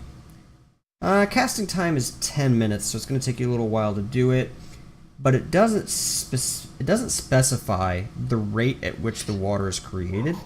So I'm going to say that if you want to, you could take your time and yeah, just do that. Like, slowly create the water so that he's blessing it as it goes over his fingertips down into the hole. I'm okay with that, because it doesn't specify... that you- Create water?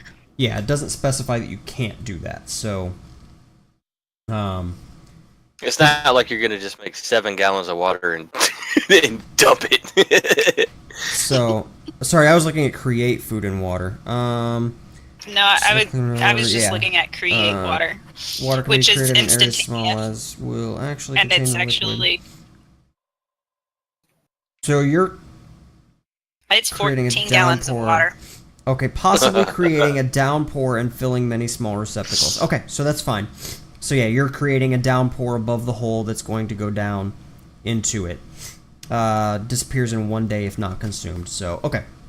So basically you're creating this small, like, a spout of water directly over this altar hole that's going to go down. Halavar is just going to be touching it as it goes by his hands, blessing it as it goes into the altar.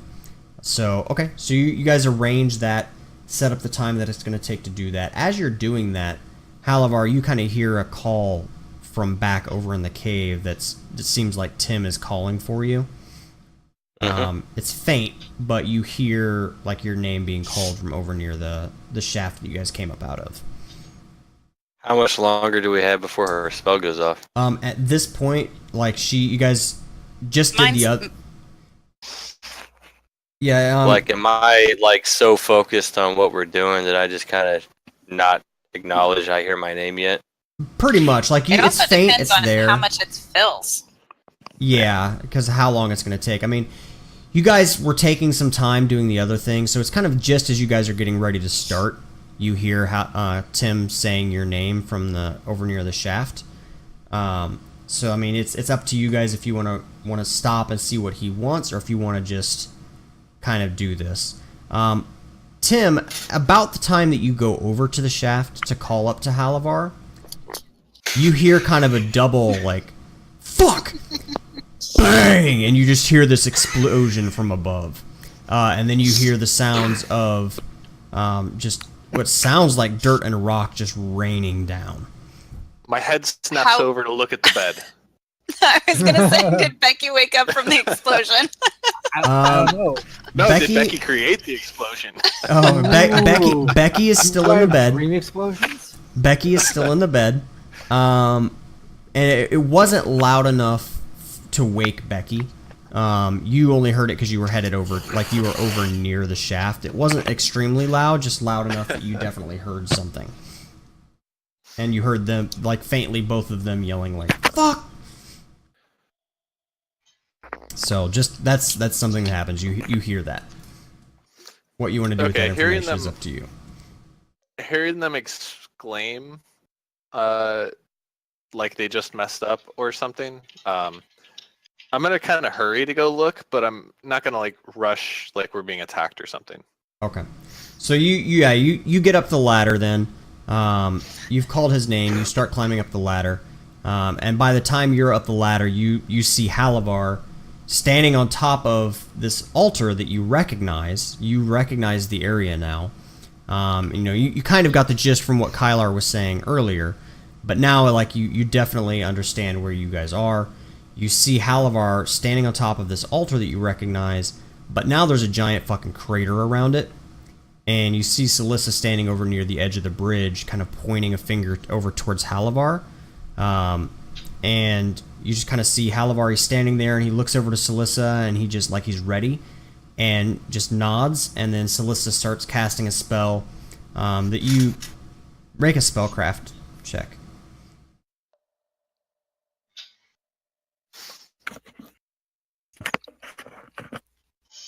Okay, you easily recognize it as create water. Okay. So yeah, you don't know exactly what it is that they're doing, but you see Halavar standing up on top of this altar.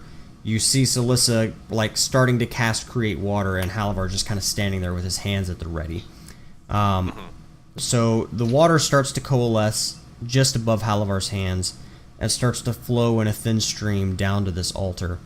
Halavar, you start blessing this water as it goes past your fingers, and it's just trickling down into the hole that's there in the middle of the altar. You guys spend some time, and you hear it going down this thing like a trickle down a drain, but it doesn't look like it's filling up at all. Like you're not hearing the sound.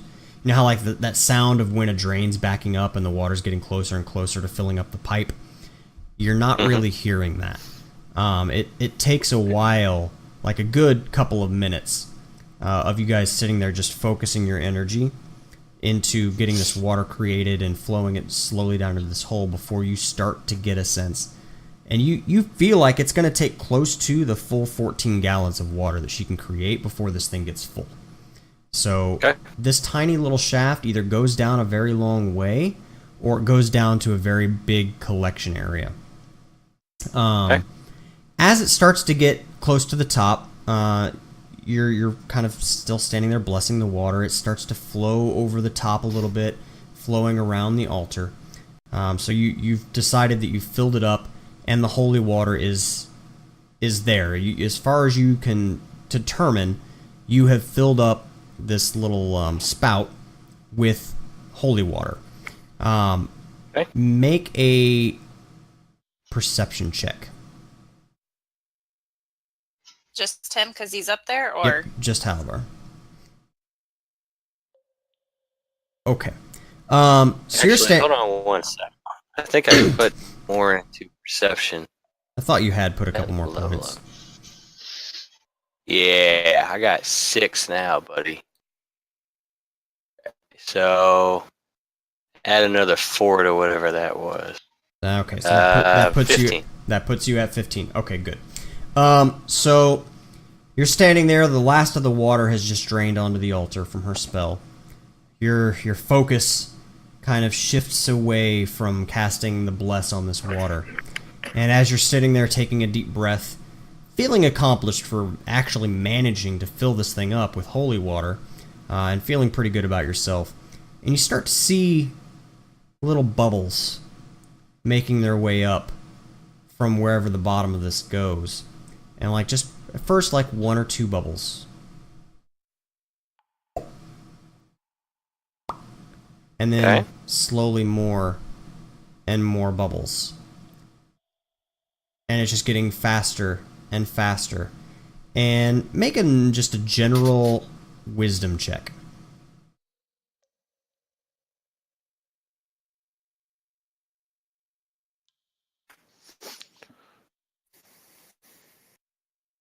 +20 plus your wisdom. It's reminding you very, very vaguely in the back of your mind of a boiling pot. Okay. And it's only getting faster. Second by second, more and more bubbles flowing up through this water. And then you're starting to see little wisps of what looks like it might be steam. Okay. So I'm probably gonna get off the altar. It's filled up now. Pussy. okay, so Pussy. you're like Probably this. gonna just go and jump. You're like this isn't right. This doesn't seem good. And we just filled this thing up with good. And so you should go put ahead Becky on the altar. I'm you just go ahead saying. and should put you Becky hop on the off. altar. You hop off as far away from the the crater zone as you can, getting as close to the top level as you possibly can away from this thing. And right about the time that you get up level with where the ground is, you look back over to the altar, and it just all of the holy water that you poured into this thing seems to just erupt in a spout of steam, just straight up into the air, like it's all just been vaporized. Put And along- Becky on the altar. Along with that, the steam, like the last bit of steam that comes out, is tainted a bit red. And some of it starts to kind of rain back down. Like it looks like some of this may have just been dragged up as a mist from the pulling of the explosion of the steam from the pipe. It just may have dragged some blood back out, and misted it in the air. And so it's kind of very, very lightly raining blood around you. Just a mist. We need backup. Yeah. Damn. So Okay, it well. basically expelled your holy water. It didn't care for it. It doesn't like anything we do. It didn't like your Wow. your water did not meet the requirements of the altar. So it's expelled. I'm calling this 0 for 2, and I say maybe this time you go and stress the importance that there is a evil artifact out in the country. Yeah, Yeah. So I Is- agree. I'm going to have to just be truthful and admit that they probably take me about as seriously as my boss does. So. or they tried different methods and also failed. That could be too. But yeah. Let's hope that wasn't the case, because I mean, for the love of God, man. For the love of Paylor here. Love of Paylor. Love a Paylor. Blessed be. So Kylar, what are you doing while all this is going on? So I'm gonna see Tim kind of fly over to the to the cave where I heard the explosion coming from, and obviously Becky's still asleep. Yeah. So Obviously. Go I'm give going to, Becky a wet willy. right, I'm actually going to move back over and kind of like be support if they come down with anything. Did Tim go up the ladder? Yeah, Tim Yeah, went I'm up the just ladder standing and just kinda, above. Yeah, he You're just standing just above it. Yeah. Tim, what the fuck's going on? so Tim, you witness all of that. It seems Paylor can't help us. Shots fired. Ouch. Are they dying? Do they need help? I think they're okay. Although I am slightly impressed by whatever God's altar this is. What the? So, Tim, what the hell are they trying to do up there? Any ideas? Well, that altar that Halavar told his order about to have them destroy. You know, that one that you almost died on? Oh yeah, that one. That was great. Yeah. Times. He Good times. Yeah, good times. he found out that they didn't destroy it. Son of a bitch. Does Becky still have that explosive powder?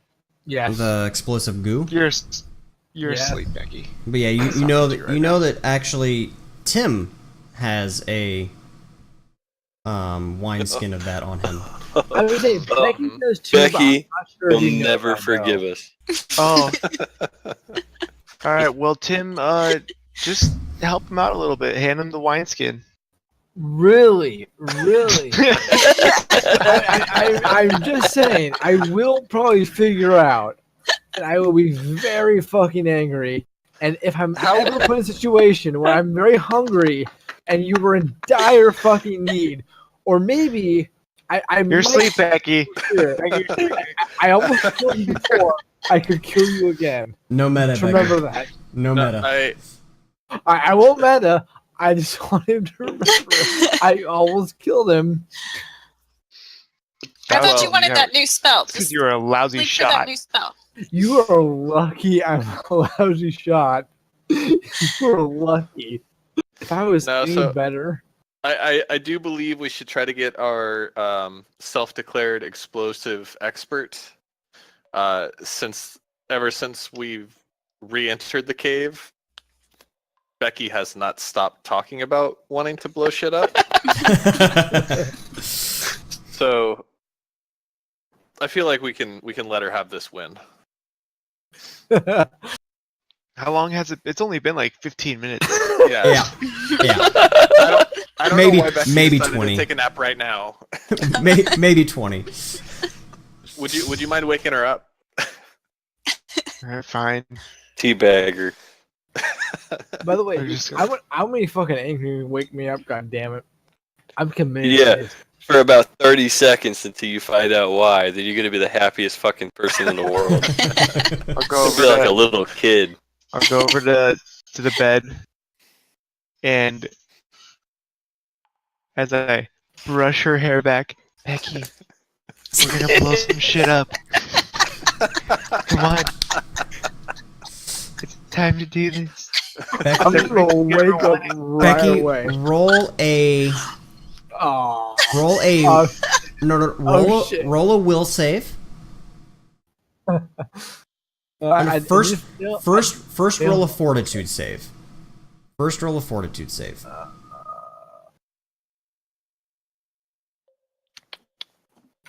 Oh wait, that increased. I think.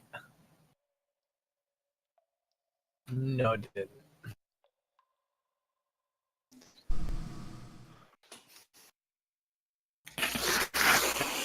$16. So Kylar's standing there. He's brushing your hair and kind of like tapping your face, like Becky, and nothing. You're passed the fuck out. So the gentle waking does not seem to be working. Becky is solidly passed out.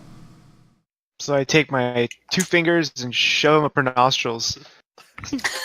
Okay, Becky, that wakes you up. That wakes you Wait, up. Am I groggy? And do I see? I detect chaos. I mean, he is chaotic. In my chaotic, in my grogginess of waking up, do I perceive him as a threat? I will attack him. Roll a will save.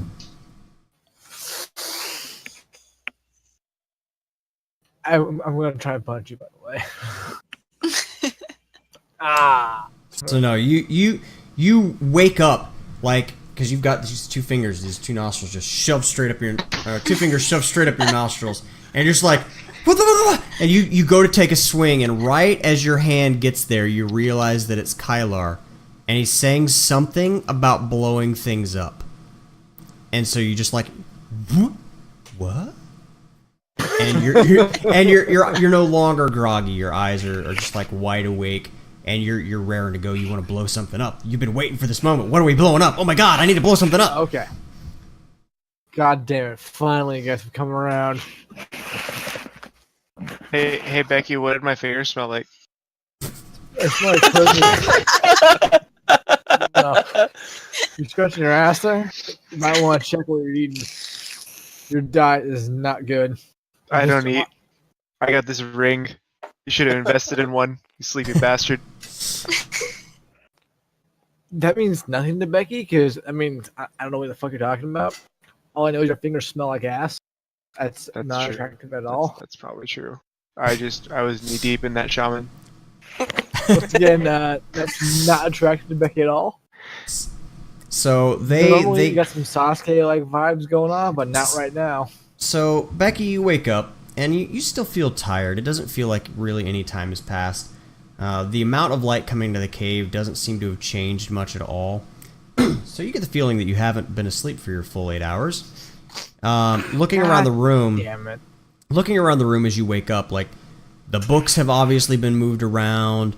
The scrolls that were by the bed have obviously been read through and sorted into piles. The guy is still over in his cage, and Kylar is walking over and going up the scaffolding and up the ladder and out to see what's going on. So you head over that same direction. Since he was talking about blowing stuff up, I imagine you're going to follow him to see what they want you to blow up. Yes. So you climb up the ladder, and you see an area that you also recognize as being the area where you guys had to save Kylar a while back after he was kidnapped by the Gnolls and almost sacrificed. Slightly altered by a crater. Realizing this, you start looking around a little bit.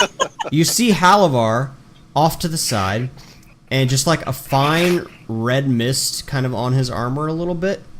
It looks like, you know, a person or something may have just vaporized in front of him, spraying blood. But just a very fine mist on him. And kind of, you take this in for a second, and then you look over at Celissa, and she's just like standing there with a confused what the fuck look on her face. And you roam your eyes around a little bit as you're still kind of, you're awake enough to know that you want to blow something up, but you haven't quite taken everything in yet. And your eyes float back over to the altar. And they're like, oh, the fucking altar's there. Where's the ground? And you realize that there's a giant fucking crater in the ground, but the altar itself is still standing. I'm going to stand on the altar. Alright, so you're going to head over there to the altar? Yeah. Alright, so you go over there, and as you get closer, you see that this crater, at the base of the altar, it goes down like 5 feet. And it tapers out somewhat evenly from there. So you're going to have to climb to get up onto the altar. You're able to do it without much difficulty. But yeah, you get up onto the altar, and you see that it looks actually pristinely clean at this point, other than a fine mist of blood. It looks like it was recently actually cleaned with a steam bath. But then blood rained down on it.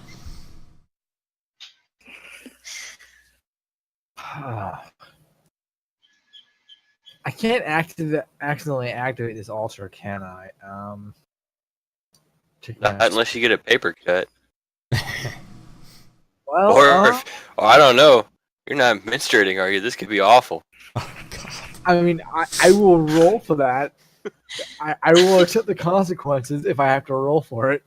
It's better on the fucking TV. I mean, all you people. Since it's been brought up, pick a five. We'll go with four. Four numbers in sequence. Pick a 4-number range from 1 to 30.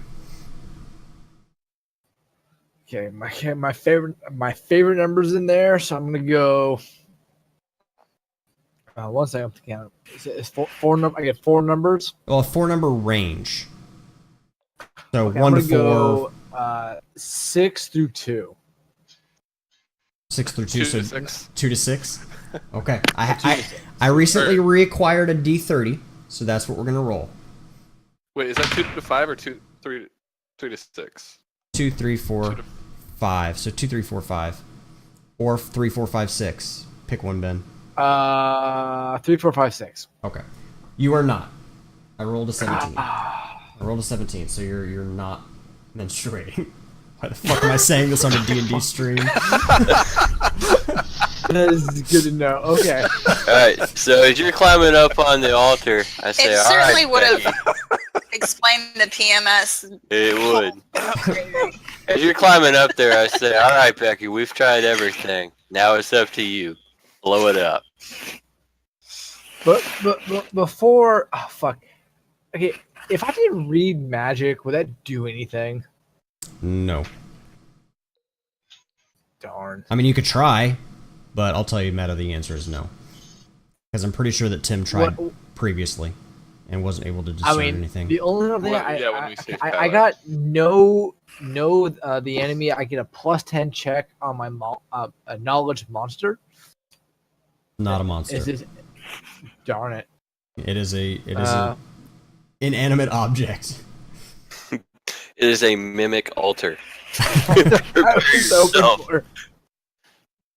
That'd be one. So we're gonna- That'd be one fucking powerful mimic. So this thing looks pretty fucking awesome and badass. But that being said, are we gonna blow it up? Because I am down. I want to produce Yes. my. Yes. Okay. That's Yes. what you're here for. Okay, awesome. Tim, I would like your sack of a flask of fire, please. That's what I would require. I want Tim's. Do you not have your own? No, I'm asking Tim. Can you please place that in your flask of fire? Flash fire, or the sticky fire. Sorry, flask of fire, or what is it called? I forgot what it's called. Flash fire. Flash of fire. Okay, yeah, that. I'm asking Tim to put it down. Put it down like as a trail? No, just put it down on the altar, all of it, the entirety. I said, don't worry. Are you Put asking? the entirety of it down. But I think the point is he? Are you asking him to empty the container onto the altar, or asking him to put the wineskin of it on the altar? Just put the entire wineskin on top of it. But this one is like a quick burn, right? It's the I thought it was explosive one. I thought it was compressed. explosive so one? therefore it was explosive. Yeah, if it's compressed, it's explosive, or it just kind of flashes as a fire quickly. The other one, the viscous one, is the one that's long burning but not explosive. Gotcha. All right, I'll go ahead and pull out that flask and toss it over into the crater at the base of the altar. Okay, so just to let you know, I fully plan to blow up all of this cave. I have a plan in order to do so, and my intention is to retreat outside of the hatch. We're not in the cave. Oh, we're We're not in out the of cave? the cave. Oh, Yeah, I thought no, it was this from is- the cave. Shit. No, this is not the altar. Not the altar that was in the cave with the candles and everything. This is the altar back where Kylar was almost sacrificed outside in the woods. Okay. I don't think I was there for that. It's okay. Fuck it. Well, I still have mine, so fuck you guys. I now can do it on my own volition. Yeah, I'm gonna shoot it. I'm gonna like go back an appropriate amount of feet, and I'm gonna shoot it. Really quick, Yes. before all this Are you gonna- transpires, is this altar above the cavern that's on the map No. right now? No. Okay. Yeah, it was about 120 feet away from the Wait, entrance. so you're, Okay. you're saying if blood activates it, right? That's what you guys just saying. Well, something- That was used for sacrifices. They don't know, other than that, if there are any spells or anything, other than the fact that you know that the last time before they tried to sacrifice Kylar, the priest was chanting some sort of a spell. But you don't know if that was for something specific or like what the actual purpose was. Can I try and trip on this blood and like skin my knee? That's what I want, like meta. blood activates this little altar thing, I want to like somehow get my blood onto the altar. So can I maybe like try and do like a reflex save? See if I skin my knee. Are you just trying Well, to do it? you can you're trying tell to do it. that there's blood on it already, and it's not doing Oh, it. okay. Yeah, there's a fine. The fine mist of blood on the top. Okay, so I have You no want way to- of knowing to activate this. There is no logical reason that your character would want to purposely activate an altar that you know to be 100% evil. Regardless of the reason or the outcome, there's no reason your character would want to activate this altar. I'm trying to think of a reason why I could accidentally activate this altar. Okay, I'm just gonna Why? keep walking. Curious to see what will happen.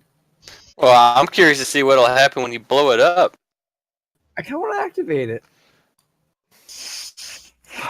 Okay, let's blow it up. Okay, Let's blow this. so where are you putting the skins of Flashfire, and how are you trying to blow them up? I'm putting directly underneath it. You said there's a hole underneath it? No, there is a in the middle of the altar from the top. There's like a collection pool, like when they chop somebody's head off or slit their throat. There's a collection pool where the blood is drained down through a tiny pipe, basically, that goes down through the shaft of the altar. And from this crater that's now in the ground, you see that the shaft of the altar, like it goes down, it tapers and narrows just a bit, but then it's like a solid stone shaft that goes directly straight down into the ground, past the bottom of the crater. And I threw the flask next to that shaft on down in the crater. Okay, fuck it. If I can shoot it, let's do this. Let's blow this son of a bitch up. Okay, so you're just lighting. so you're just Clearly, I can't fuck this up. So let's just blow it up then. okay, so you're just putting the skin of Flashfire full at the base of the altar and shooting it with fire, basically. If that's the most powerful way to get the biggest explosion, then yes, that's what I'm doing. That's entirely up to you on what you think is the best way to do it. Oh God. Well, the way that you described the altar, how it comes down and then tapers in, seems like jammed up against the taper would probably be the best place. There's nowhere to jam it. It's a smooth transition taper. I mean, unless you get something. I mean, there are trees that were nearby. we You can could make find a a wedge. stick. I mean, we can I will find a stick, the appropriate stick to like wedge it in there, if it means that much better of an explosion. I think at the base would be the best because then you're at least toppling the whole thing apart. Well, Hopefully. but again, you get the idea that is not the base. It goes down into the ground past that. That's just how far down the explosion of the dirt What if went. I did Base that a portion that we can knowledge dungeoneering or arcana? Would that give me any type of insight into how this thing is constructed? So if I really want to fuck it up. No, Can this Becky is take- nothing like anything that you've seen. Can Becky take skill ranks in like knowledge explosives? Once she gets some training. Right now, she's just blowing okay. shit up because she knows things are explosive. But if she wants to go out and get some Fire. actual training, Well, eventually, I want to learn to blow up things, but okay, so fuck it. I'm doing what I'm doing. I'm trusting the group. I have not studied this yet. We're going to put the base, blow it up, hope for the best. Fuck it. Let's do it. Let's wipe this son of a bitch. okay. So are you just putting Tim's flash fire down there, or are you putting yours as well? Oh, no. I have my own, so I'm now in charge of my own destiny. This is explosives or power. I'm not going to give up my explosives that easily. I got Tim to give up his, so that makes me happy. Okay, so you're putting the one wine skin. How far back is everybody getting? Yep. I'll go back across the bridge. Okay. The one problem for Becky is that from where the wineskin currently is, the only way for you to get an angle on it is from at the edge of the crater, which puts you dangerously. Climb the Wait. climb the tower. I have a solution. Can Reno cast a summon creature, and then I try and target it, and And because it's a bow of seeking, I don't necessarily need to have a direct line shot. I can shoot through cover. Wouldn't that, if it's hiding the crate, if it's hiding in the crater, that'd be partial cover, correct? So I could then like seeking bow could then hit it. Let me just toss this out there. Up there was the watchtowers all over the place out there. Just climb up. No, and I think if Reno casts a dog in there, I could probably blow up the dog. I think I could probably do it. I mean, maybe if I cast light on the dog, it'd be even easier. I think this is what we need to do.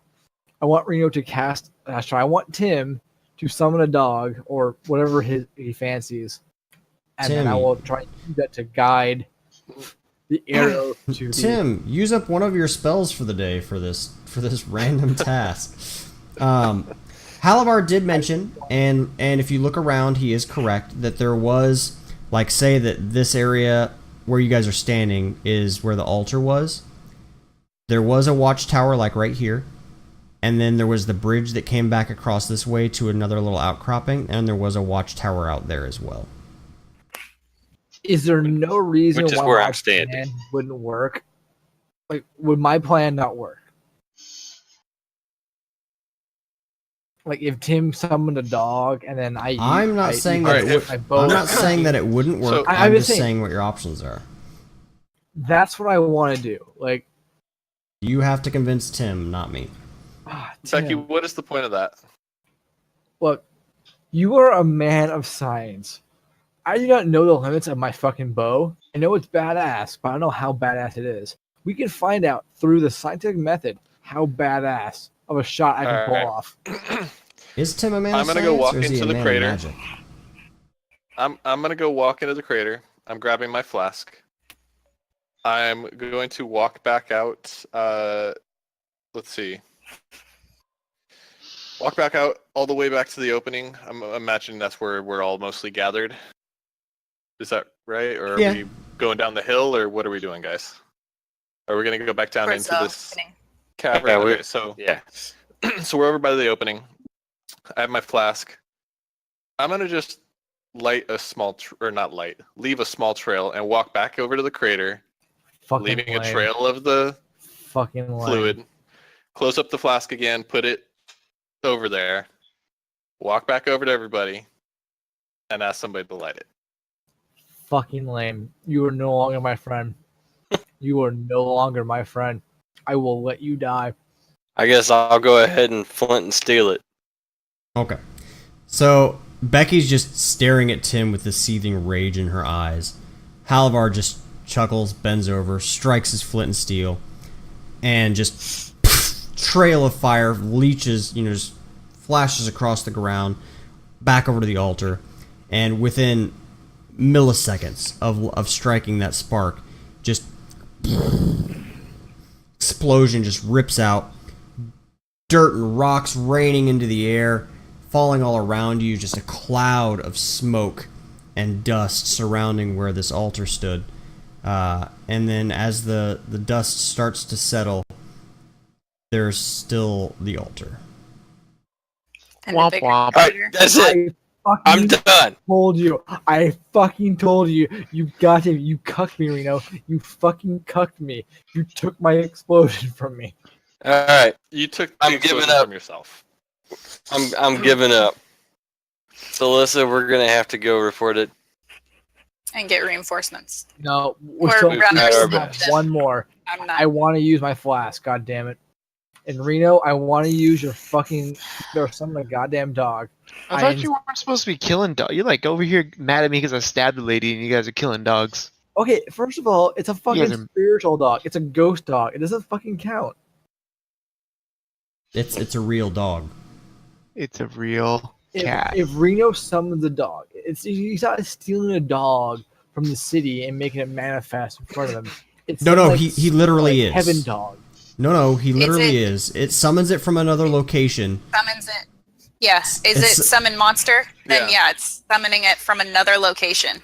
It summons it from another location. When it dies, it goes back to that location as if nothing had happened, but for all intents and purposes, it is a real dog that he is summoning from another location. He could be summoning his fucking neighbor's dog for you to blow Okay. up. I just checked up. Summon monster 1. You can summon a dire rat. Becky does not like rats. Rats are gross. A dire rat is not going to be able to carry a water skin full of whatever, of liquid. It just has to hold it in its mouth while I shoot it in the face. I think the point. I I think happen the to point- agree with him on why is he using it to Yeah, blow up and all. yeah. I think the point Tim was making when he did that was that he was not going to do what you're asking him to do. Fucking bullshit. I hate you, Tim. That's okay. I will For remember this. being a fighter of chaos, Becky is sure attempting to create a lot of chaos right now. You have not changed my alignment yet. Becky is being chaotic at this point. I am failing at being chaotic. There's a difference between being chaotic and then attempting to be chaotic.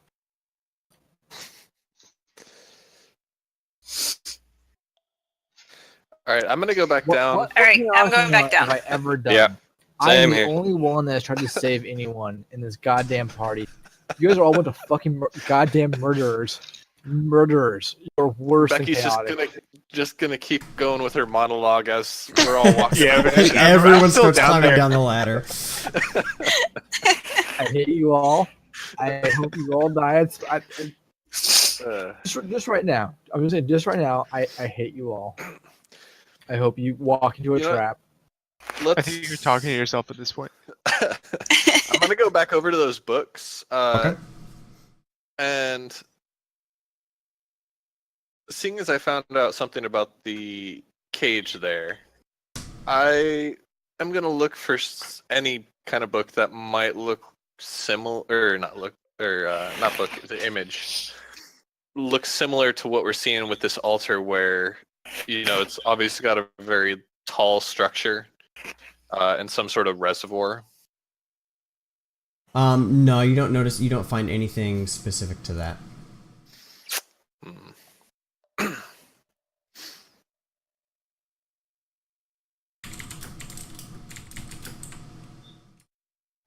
So, how'd the explosion go, guys? You having fun? Fucking cuck me, goddammit.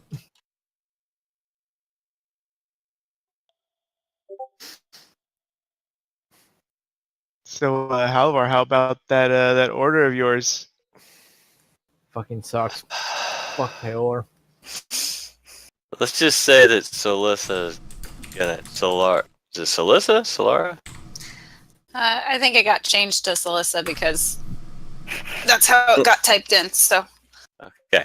I'm leaving it. All right. Solissa is gonna have some strong words in the council when we get back, but I'm done. Yeah, we totally just didn't succeed, and I'm feeling kind of bad about that. So I want to collapse the cave. The collapse Hey, entrance. I want to Halavar. doom all of those inside. Yeah. Can you come try to talk to this this prisoner over here? sure. Well, come over to the cage and kind of walk over there. Is he still doing his whole half drooly looking around kind of deal? He is, yes. Kind of snap my fingers in front of it and see if he focuses on me. So yeah, he just kind of he's hanging there, and you come over and snap your fingers, and Such a generous host. his eyes roll around, and he kind of his eyes fall back across Tim and Kylar as he drifts towards the sound of your fingers, and then he looks up at you.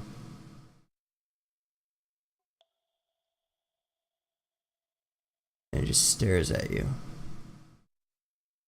Shoot him with a smite. Smite him in the face. Shadzar, thank you very much for that, host. How you doing tonight? But yeah, and he sits there just staring at you. Blank look on his face, but he's just fixated on you. I kind of turn and look at Tim. I think the control that the shaman had over this prisoner was passed on to you. So what should With I the- do? Well, I'm not 100% here because there's quite a bit that I don't understand about this magic. But I believe that you can actually control this man's fate, for lack of a better way to describe it. Just by telling him what to do? By telling him what to do and how to behave. You will spend the entirety of your life to find a sledgehammer, and you will beat on the altar outside until you crumble it to dust. And he just stands up straight in the cage and just smiles at you. Like a pleasant smile. Did I attempt to open the cage? Alright, you reach forward and the fluctuation, you can feel that the alignment is still fluctuating. But he's just standing there, making no attempt. And as you go to remove the lock, it unlocks under your fingers without any sort of a key. It just, as you reach for it, it opens at your touch. You swing the gate open, and he walks out, looks around, sees the opening for the hatch, and just starts slowly walking over in that direction. I go ahead and I say, and you'll be extremely happy for the rest of your life. And he just kind of he looks back over his shoulder at you, acknowledging your command, smiles even bigger, and keeps walking, but you still sense his alignment fluctuating. I'd say, Tim, it feels like his alignment's fluctuating. Can I help him with that too? I believe you can. Just Okay. with the power of suggestion. You're a good person. Well, That clearly really he's a good is- person. He's dedicating his life to eradicating an evil artifact. You need to define that. Okay. Tell him he's a good person, just as Kylar suggested. You Try that. are a great person. You are very good. You are doing the work of Paylor. He will I'm- smile on you for eternity. I am good for Paylor. Remember to eat and take care of yourself and take plenty of breaks and drink lots of water. He stops and he looks at you and he says, "But I thought I was to pound the altar for eternity." With your... I don't want to phrase this. With your government mandated break periods. Ah. Okay. And he turns around and just starts, and he goes to leave the cave up the ladder. This is going to be hilarious when the order gets here. Oh, and I just kind of go, another job well done, fellas. So fourth wall meta moment. Because you took the time to set his alignment to good, you specifically prevented him from going out and murdering someone for a sledgehammer. Because you told him to go out and get the first sledgehammer he could. So if that meant murdering somebody to get it, that's what he was going to do because his alignment was nothing. I'm glad that we resolved that. 'Cause, that would have made me feel almost bad. Almost. As long as he got the sledgehammer, though. Yeah, you know. what you don't know. That's right. So, all right. So yeah, I mean, Okay. and if nobody's interacting with him anymore or stopping him, he just climbs the ladder and starts on his way.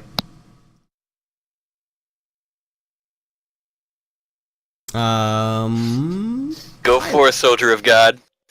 Kylar, what are you up to? To be honest, at this point, I think we should make a decision on whether or not we're leaving through this shaft or if we're going through the cave system again. So what do you guys think? We going back through that mob out there, or I are we want going to. to? I want to blow up the cave system. I have a one flask left. I'm Are you just saying we should- vocalizing that? Like, are you saying that to the group? What are you? Are you going to take it from me? No. I will fight you. I will fight you. No, basically, I'm to the point to where if you say I really, really, really want to blow up this cave, I'm gonna say okay. we'll go out the hatch and go around to the cave entrance to pick up our shit, and you can blow it up right outside that entrance and kill all the people in that room if that's what gets your jollies off. At this But point, that would make me so happy. I'm good with that plan. That would There's make a me way out. so happy. Yeah. I think There's a the way only out. one who would actually do that is Kyler. Yeah, I mean, You know what? I'm very fucking pissed off right now. Like, I am actively thinking of ways I can like taunt people over to Tim so they can murder him. no, you're not. You're Stole that lawful good. explosion from me. You're lawful good. No, you're not. That's like meta. That's like meta. Becky's gonna inadvertently kill Tim. Gotta rein it in So- there a little bit, Ben. That's what puts you in jail. So what are we doing? Well, I'm okay. leaving. Kyler is leaving. Fuck this shit. I'm out. Going out the hatch? Yeah, I went So- out the hatch. What, if anything, are you guys attempting to take with Wait. you? I was just gonna ask that. Yeah. Anything that references the Shalador? Jaroden? Charodin. So, Making note. So, and again, there was this other giant object that was over off to that side as well that appeared to be a planetary system. The big structure that seemed to have, the sun in the center and then a number of other planets surrounding it. Can we take something like that with us? Seems like it might be big. It's relatively big, but you think that if you worked together, you could probably get it out through the hatch. It looks important and expensive to me. I think we should take it. Okay. What? I got like a whole horde of little bastard paladins growing up. I gotta support. We brought out the casks, right? We still have way more of the explosive stuff, right? Yes, back at the cart, In okay, the yeah. carriage, yeah. which Okay, you so guys in will the have to cart. figure out how to get How back much- to. How much does the planetary model appear to weigh? Or feel like it weighs? Probably around the area of, I'd say, most of the weight is in the base. I'm going to say it's probably total around 125 pounds. Okay. So, I mean, you could carry it, but it's going to be something where you're going to want to carry it between the two of you over a long distance. Just because of the Right. shape and awkwardness of it. My strength is 16. If you only blow up this fucking cave, I'll carry it the entire way. So to get it out, I am going to go ahead and cast Levitate on it. Sweet. We can just kind of Plan. pick it up, but we'll still need to kind of guide it out through the hatch. Yeah, you're going to But have once to we get twist out, it then I around a feel little like- bit, the different shapes, and Yeah. But once it's out, then I feel like we'll be able to carry it, two to three of us at a time. okay. As you start to levitate it, and get it up through the cave system, who is still down at the bottom, pushing it kind of upwards, Probably me. guiding it? Okay. Who is there? Anybody else that's staying down below? Is Halvar support my plan to blow up the cave?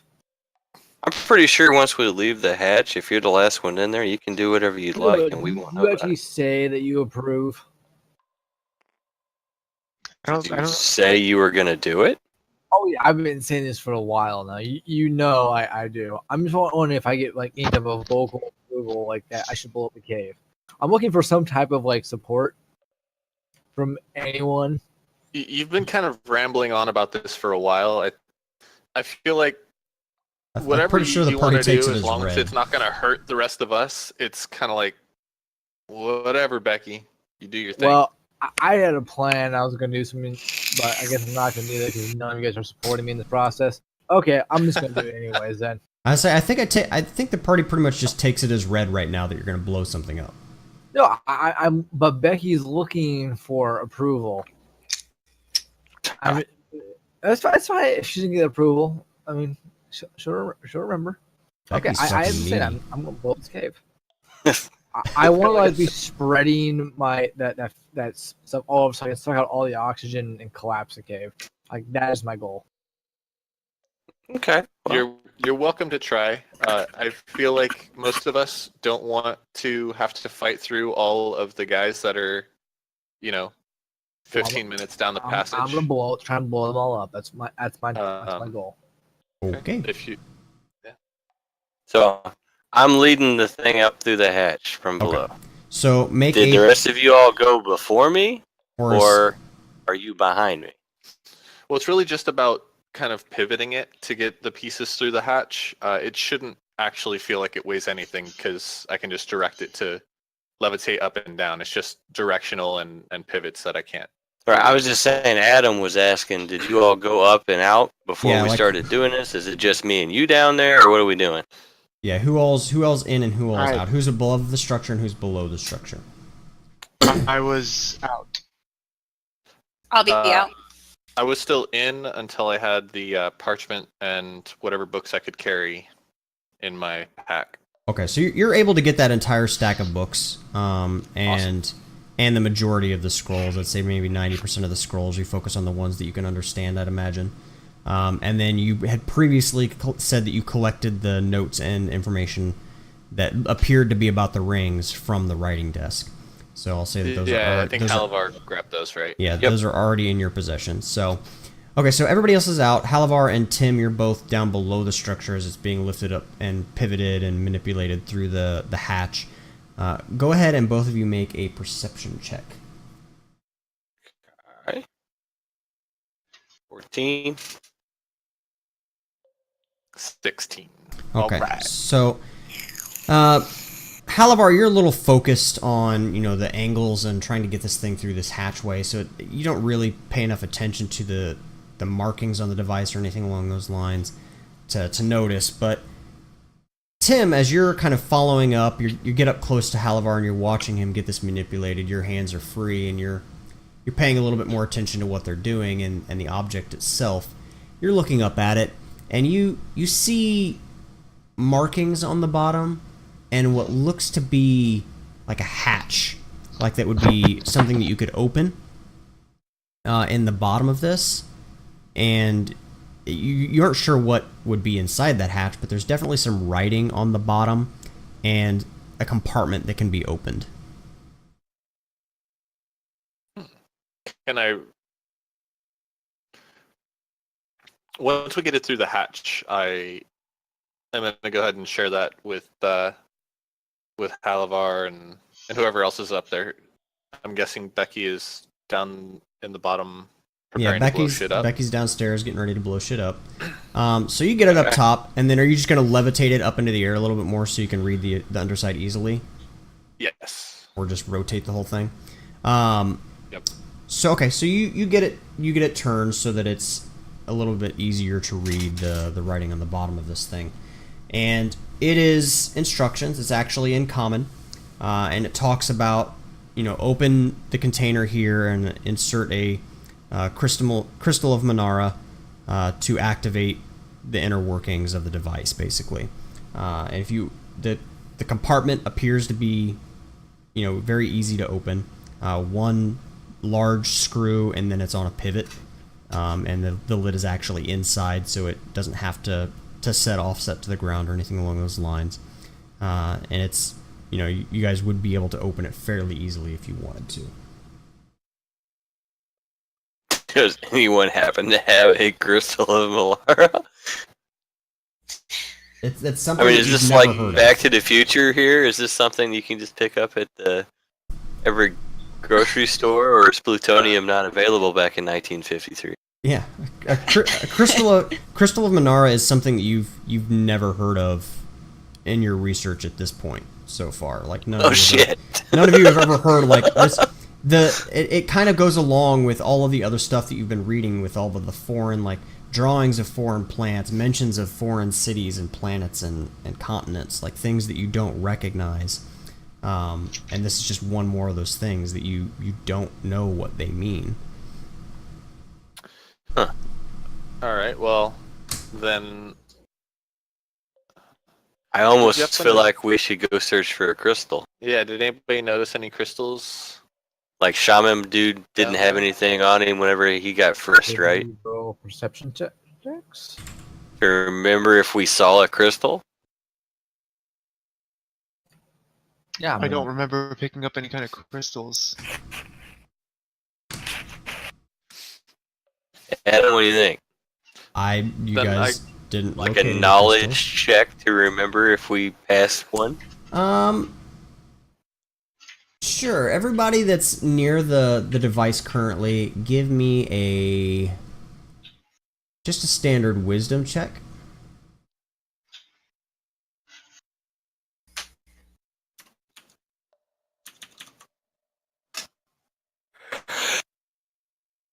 So, Halavar Mm-hmm. and Kylar, you both realize at the same time you're talking about. Did anybody see a crystal? Does anybody know what? Was there anything that we maybe missed? And you both kind of look at each other, and it's that whole like comical, pseudo-comical thing where you look at each other and you both at the same time. We didn't check under the bed. It's like the one place in the room that nobody looked was under the fucking bed. Jesus no, Christ. I was sleeping in. I think it's time to go check under the bed. Yeah, I'll hop down. God God damn damn it. it. I guess I'll go check under the friggin' bed. Good This plan. is hilarious. Alright, so you go back downstairs, back into the cavern system, and you look under the bed, and up near the top, near where the bedside table is, you see that there's like a sleeping roll, like a bedroll tucked up underneath there, and a backpack. Backpack that looks very similar to a backpack that you've seen before. It looks like it sits pretty much empty, but you know that may not be the case. I'll, snatch the backpack and start rummaging around through it, dump it out on the bed. You turn it over to dump it out, and nothing comes out of it. It seems Trying like to feel around on the backpack, see if I can feel anything, rummaging, kind of trying to see if there's anything on the backpack that I missed. Nope, it looks like a normal backpack currently. I check under the bed. Did I check under the bed already? Yeah, that's where you found the backpack. Like, you don't see anything else specifically underneath the bed. I'll move around to the side of the bed and take a look at was this a table that's next to the bed? Yeah, it's like a Can't bedside really- table. I'm gonna go in and open up the drawers and look through the drawers and see if I can find anything. Okay. There's just two simple drawers, one very thin top drawer, and then a second drawer that's there. The top drawer just has like a couple of small handwritten pages that haven't been, like, it looks like it's in Null, so you can't read it, but you figure maybe it's more notes that were written by the shaman. And the second drawer has a small leather strap that is made of leather. Yeah, small leather strap with like a brass ring on the end. Yes, a small leather strap made of leather, made of plutonium. Small leather strap with a small brass ring attached to the end of it. The leather looks worn, matching to the leather of the backpack that you've recently found. I'm gonna do let's see. I'm gonna do sense trap on the shelf area. Remember? Oh, Yeah, just roll a perception if you're specifically looking for traps. okay.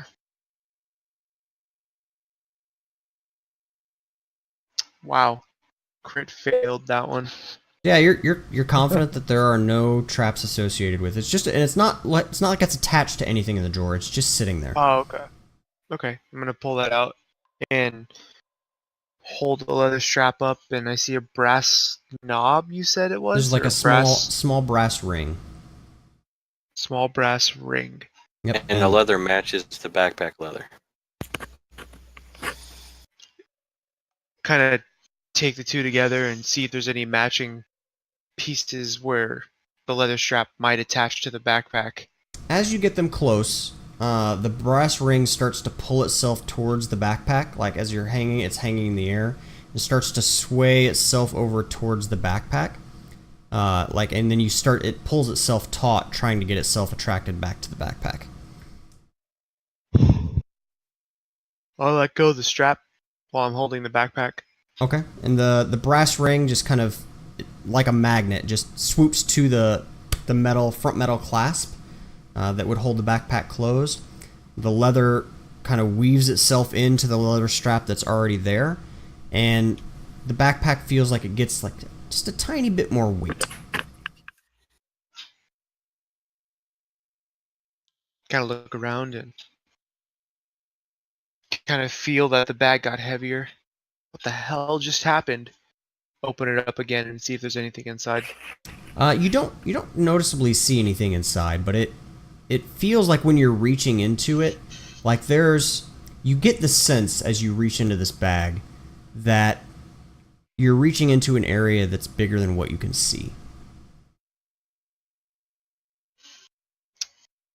Right. Gonna close the bag up. Walk on over.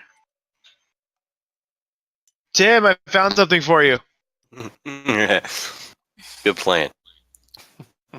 Are you upstairs? Yes. Yeah. All right, so Climb the ladder.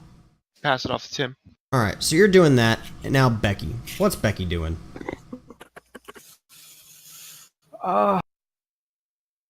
So I guess I want to be like. So I listed the flask of fire. And I want to sneak as close as I feel comfortable getting, spreading all the explosive everywhere, so it can get nice in the air, so I can burn up all of the oxygen. I want to suffocate all of them. Maybe collapse the tunnel or something like that. Kill. Or what are we? I'm not sure. What would be the best? Begg's trying to figure out what would the best way to be to blow up all of them with the one flask of fire she has left. I mean, I can't tell you what that would be. Run into their campfire with it. That's how you proceed is 100% up to you. Could I make a trail to the hatch and then go out, throw it in, run back, then set the trail on fire? I throw it in the middle of them, bolt back. The distance would use up all of the oil that's in the water skin. That's way too far. It's a 15-minute walk worth of oil that you would use up. Is it just a straight how long is the cave? Is windy? No, it's a windy path that traverses from that area back to the larger room that you were in, and the room that you were in, you would use up the majority of the oil that's in that wineskin just going in a straight line across the room that you guys were in. Okay, so the exit. So as far as I know, there's only two ways in. That's the front of the cave and this one little hatch, right? To your knowledge, correct. And then you said if I were to try and blow up the front end of the cave, I would have collapsed it, correct? So I guess I'm gonna try and collapse an area. I'm gonna try and collapse these two sections with the hope that dooms all in there. Okay, so you're blowing up a tunnel on this side, and then you're gonna try to blow up a tunnel on the other side later. Yes. Okay. Okay, so you're basically just putting the wineskin in kind of the entrance area of the cave.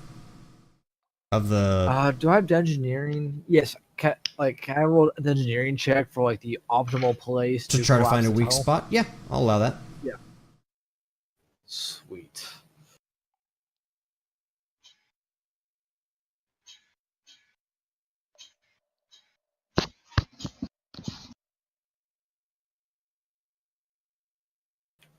Fourteen. You find a place within the as you're walking through this kind of curvy tunnel, sneaking your way back to the other area where the large camp of them were, you find like there's an area where the cave gets a little bit more narrow, and you guys kind of had to single file to get through that little section, and there's a little pocket there that you think if you put it in there, it might be a decent spot that if you blow it up, since it's so narrow there and there's already a pocket into the stonework, that it might be contained and powerful enough to bring down that section and cause a small cave-in. Oh, hey, on my way back, do I spot another oil skin? Because otherwise, I think I'm probably just gonna like end up throwing what we have left of the accelerant into the cave. Do I spot any more flasks on the way? You don't currently know.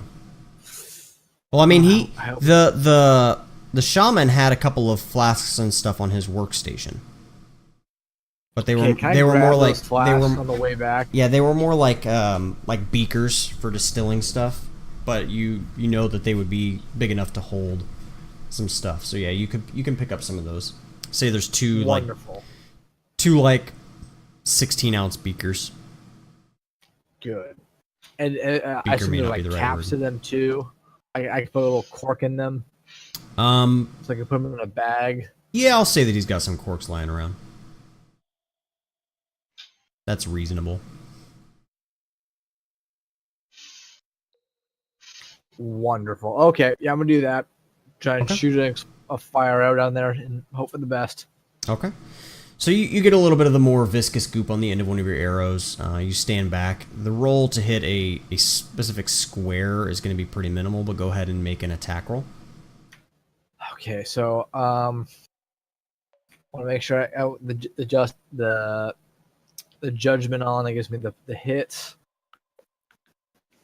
I want to do a rapid shot because actually no, I'll just keep shooting at it till I go for it. Fuck it.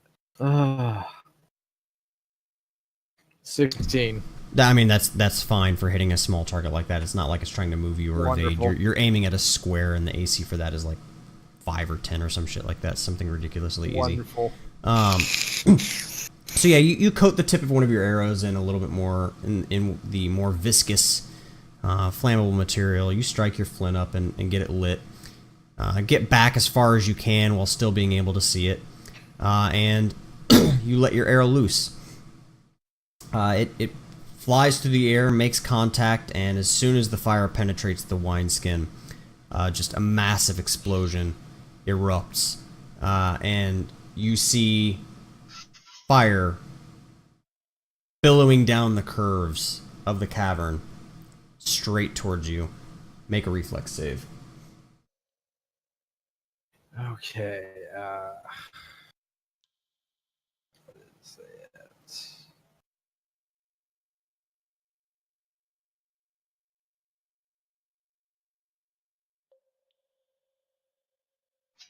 Yikes. Yikes. Now also make a fortitude save.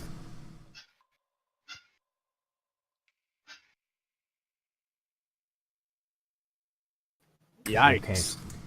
I am not rolling hot tonight. So you loose your arrow, it races through the air. You see it hit true on the wineskin of flash fire. Smile crosses your face. A split second later, a concussive force of fire just races down the cavern walls, as I stated earlier, and just blasts into you, knocking you backwards, causing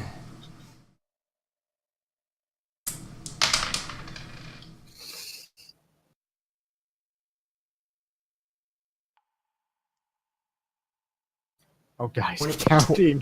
29 damage. Oh, thank fuck. The oxygen is sucked from your lungs, Oh, shit. and you slam against a wall, unconscious. Wonderful. So, did Becky just blow herself up? So Probably. the rest of Seems you, that way. the rest of you are are up outside of the cave. Halavar or Kylar, you're just getting back up the ladder and handing off this backpack to Tim. As you hear this just rumbling noise, concussive of just thundering sound, and then not necessarily fire because it finds enough release of pressure in the room that you guys were in, but just pressure in and of itself, just a little wisp of fire comes just blasting up through the exit. And as you look back down through the hole after all of the pressure is done and the just rush of air has finished, the ladder going back down into the system appears to be, just maybe a little slightly on fire, and there's no sign of Becky. Huh. I'm not going back in there.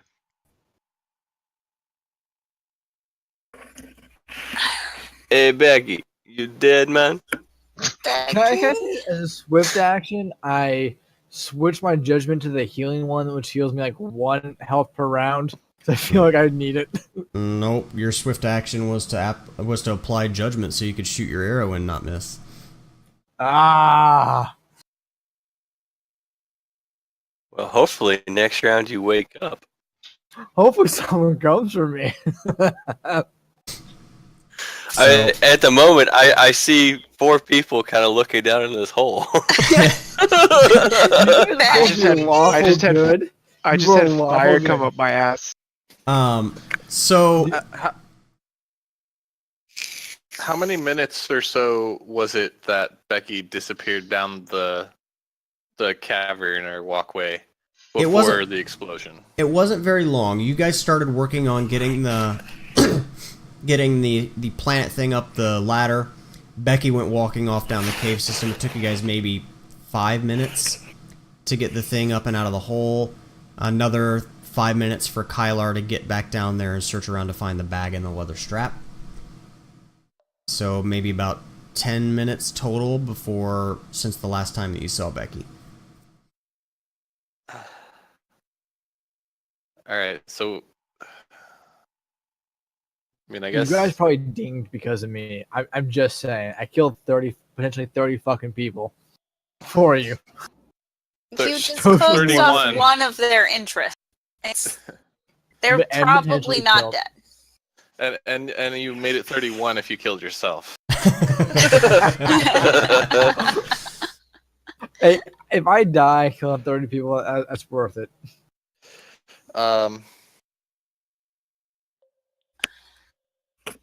So Lawful guys, what do good. you guys? You are what do you lawful guys want? good. I'm a lawful good healer. I have to go check. Yeah, unfortunately. Create Better. water to douse the flames that are on the ladder. Okay. It goes out before any real damage is done. Heading down the damn ladder to go look for Becky. I Why guess is I'm the going lawful with her. good guy just kill like 40 people in a genocide, but then the cleric has to go heal him? So, alright, so Did you just misgender me? Halavar... Were you able to cast light, Salisa? Yeah, light Okay. is a free spell for me. Okay. So, Halavar and Salissa head back down into the cave. Tim, Kylar has just come back up the ladder and handed you a backpack. Just go ahead and immediately when he hands you this backpack, roll an Arcana check.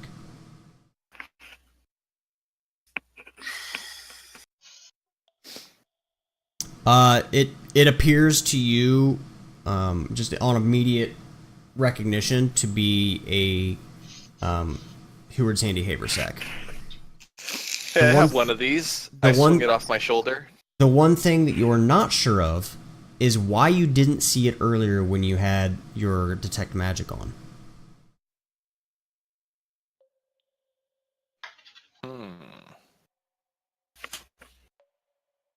I thought we got all the magic stuff.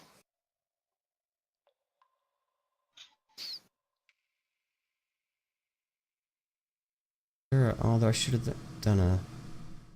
Is there a thing done for this? Hold on.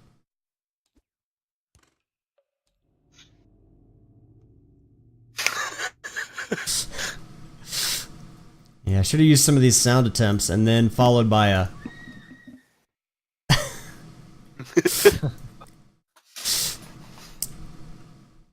But yeah, so that's. Yeah, you recognize it to be Hooard's Handy Haversack, but you're not sure why you didn't see it earlier. Okay. Yeah, I'll vocalize that to Kylar as we inspect it. And reaching in, I don't find anything either. Not immediately, but you know how Hooard's Handy Haversacks work. Mm-hmm. In that you have to, like you read when you reach in, you grab whatever it is that you're looking for. Mm-hmm.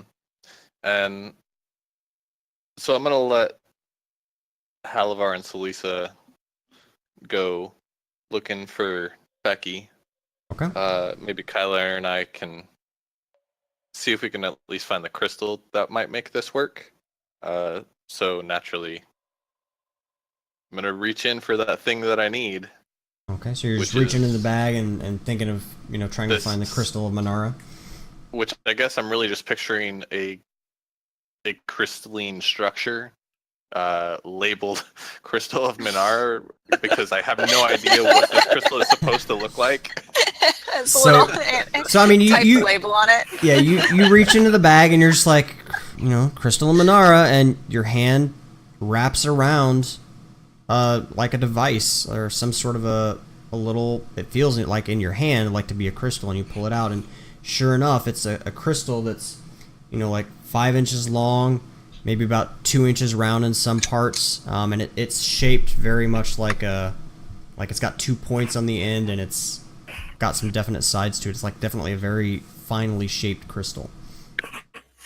You're not detecting any magic from it though. Like, it doesn't feel to you, to your magic hands, it does not feel like this crystal has any magic energy to it. Mm-hmm. Well, I'm gonna tell Kyler I think this is the crystal. I don't think we should put it in this device until everybody else gets back. Probably a good idea. Maybe take it back to town, figure it out there. Yeah, I agree with that. We'll definitely want to make sure that we have other officers with us for this, because I have, if this opens some sort of portal or something, we definitely don't want to be caught unawares. Yep. I'm not into that. So are we waiting for these three, or? I don't think that we can really expedite it. I think we should wait. So, all right, just kind of find a tree and sit down. All right, so you guys are just kind of waiting around. All right, Halavar, yeah, you could start reading your book. Yeah, I'll start reading. I'll start trying to decipher my book. Just pull it out. Paul, did you check? Did you see Facebook, by the way? No. Okay. Check your Facebook on your phone or something, or whatever. So Halavar, Salisa, you guys head back down to the cave system. The air is laden with dust, very similar to when to the area of the cave system that you were in before, when the last cave-in occurred. But you're able to, through Salisa using her light spell, you're able to see well enough. It's not that thick, and you travel through the cave system, and you're going down the corridors for only about a couple of minutes before you come upon an unconscious and bleeding slowly from the head Becky. I'm grumbling the entire walk. If this explosion didn't kill her, I'm gonna kill her. That kind of grumble. But yeah, so that's what you guys find. You find her. She's just splayed out up against the wall, completely unconscious, obviously in a very uncomfortable position. She just got slammed up against a wall, and yeah, there's just a slow trickle of blood coming from her head, which as a healer at least means that she's still alive, because the blood wouldn't be oozing like that if her heart wasn't pumping. So she's not below 0, Correct. Becky? Becky can take some hits. Does not quit.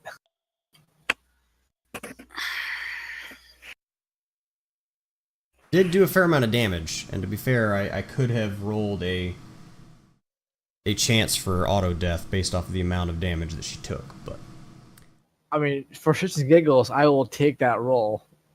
I am curious to see what it would have been. make fortitude save. He spits in the face of God. Jeez.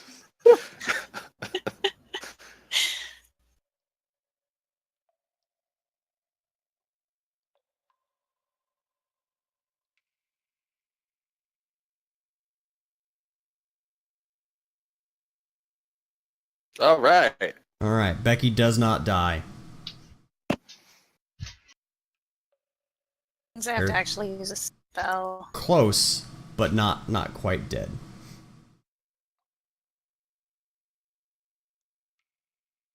I see Ben laughing, but I cannot hear him. Yeah. Oh, I'm pressing the wrong key. Damn it! I'm laughing maniacally.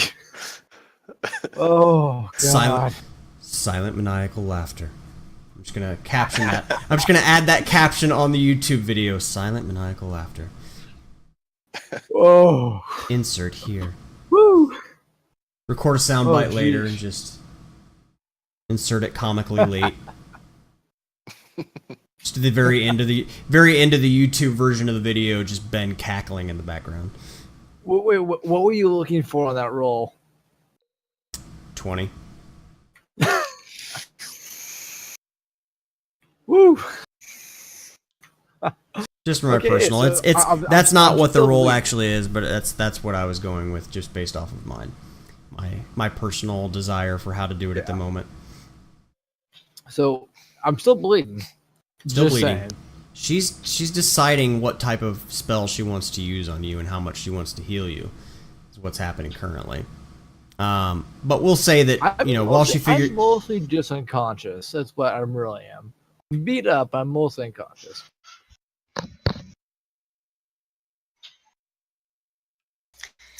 All right. I mean, unless Halavar just wants to drag her by her collar back.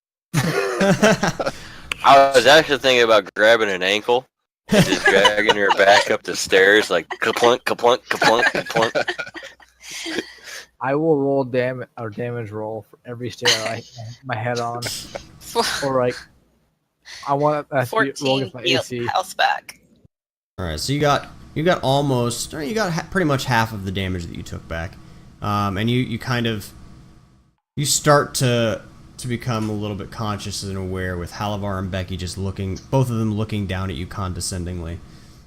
No, I'm not Becky. We're staring at Becky. Staring at Becky. Solissa, I've been having so many problems with names tonight. Solissa and Halavar just staring down at you, just with contempt in their eyes. Okay, like I want to make like a visual movement to like jerk my arm up, like my shoulder off the ground, and hold up 2 fingers, saying I want to say that fuck yeah, I kicked out at 2. Fuck you, death. What? It's a wrestling thing to kick out at 2 at the last second. Like, Gotcha. Okay. Rio understands what it means. If you watch Yeah. wrestling, you know what kick out at 2 means. All right, Becky, you ready to go? I feel good. I feel satisfied. All right, let's go. get. Need help carrying anything? I'm in a great mood right now. I think we got everything. I think you Fuck need help yeah. carrying yourself. All right, let's head back. All right, so you guys meander back down the corridor, back to the room. It's still dusty. The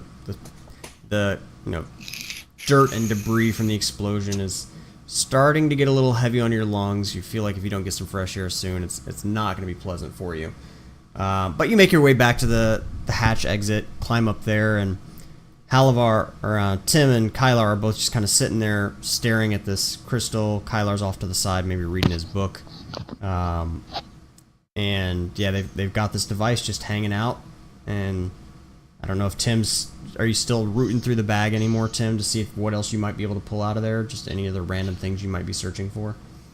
No, I I mean, I could just think of random items and try to see if they're in there, but I kind of feel like that's a waste of time. I think I'd probably actually rather be, reading my book as well. Okay, so you're gonna start in on reading your book. Yeah. Okay. All right. And you wrote down and remembered what that is, correct? Yes. Okay. Perfect. The Book of Intellect. Perfect. Did I tell you the number on it? You did not. Okay, it's just So plus does Okay. anybody know how far it is to your cart from here? To one. where? Nope.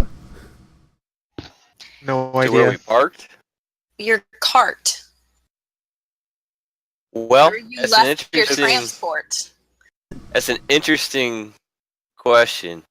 I can summon my horse. I have knowledge. Can local. I? Maybe I can. Am find my I way back. connected to it? What race was Becky? Human. Human. Okay. Was Anu the only dwarf? I thought we had one other dwarf. No, I think she was the only dwarf. Okay. So yeah. You're not really What entirely knowledge sure. Nature.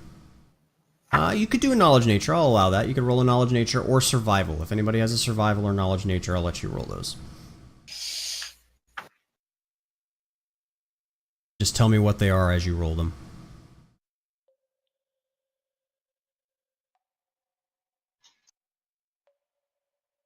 Was that your nature and then your survival, Becky? Are you muted again, Becky? I fucked up the local. Okay, Or so not it was the nature. I mean, so the survival was the higher one at 16. okay. It's a 22 nature. Ugh, 9 nature. Tim reading his book, and Celissa comes back up, steps up off the ladder. She's like, "So does anybody know where the cart is?" And Tim just points that way. You're pretty Not how confident. far that way. You're thinking Shorter than we've probably walked with you, Yeah. to be honest. You think that it's probably maybe about 45 minutes to an hour, just because of terrain and Okay. hauling this thing, through the woods, this planetary thing. So here's the issue. Because of said explosion, anybody that survived down there is now heading for the exit. And I believe your cart is sitting at the exit. It's a little ways With, away. I don't know, all your loot. They parked it out. They parked it out in the woods a little way away from the exit.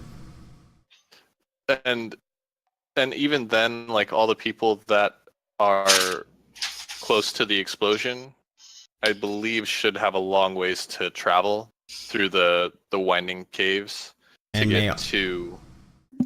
Yeah, the- and may the also big be entrance. concussed. And there may be another exit other than our main entrance that we're.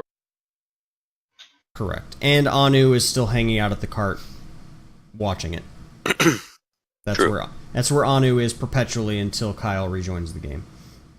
Petting the horses? Oh wait, no, that's Cudgels. Yeah. But yeah, he's making friends with the horses and taking care of feeding them and watching out for random wargs on patrol and stuff. So he's potentially moving the cart around from area to area to keep it out of sight lines and things along those lines. So, but yeah, it's about 45 minutes to an hour depending on terrain. Back to the cart.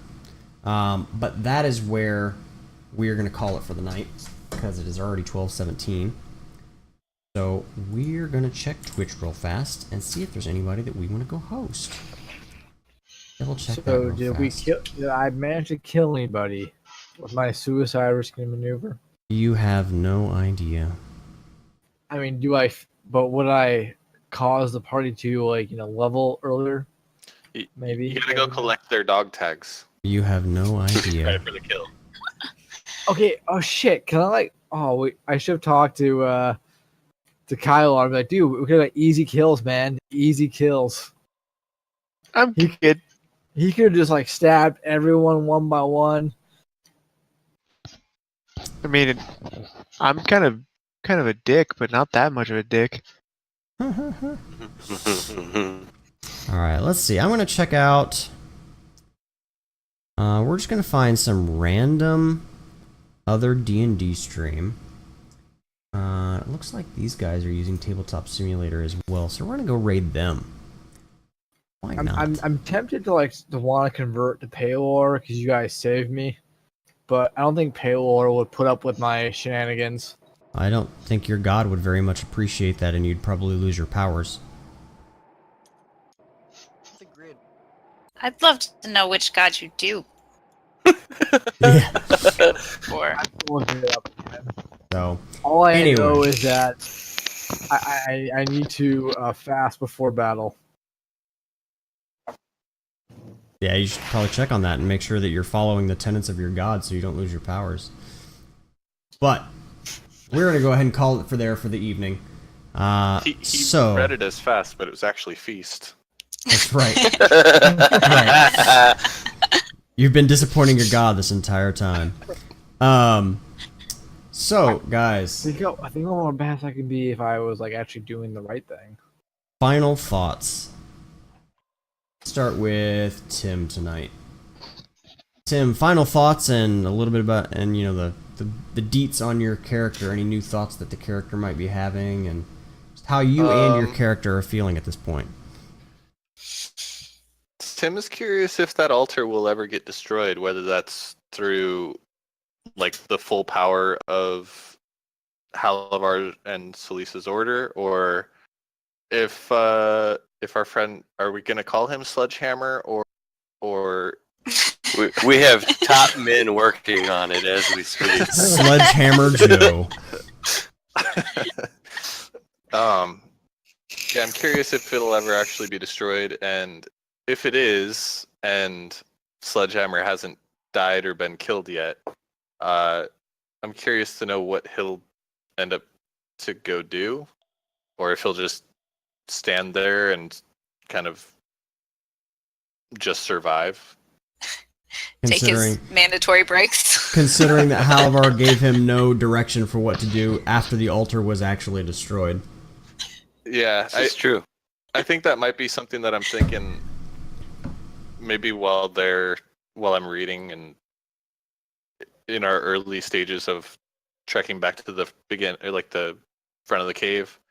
I might see if Halavar wants to ride back and give him some commands in that event, just so he's not just wasted away there, supposed to be doing good things, but with no real direction. So, all right. And then, how about you as the player? How are you feeling about tonight's session? Are you good to get a little back into role play? What were your thoughts for the session? I liked tonight's session a lot. Good. I try to take spells that are useful to the party more than damaging to the enemy.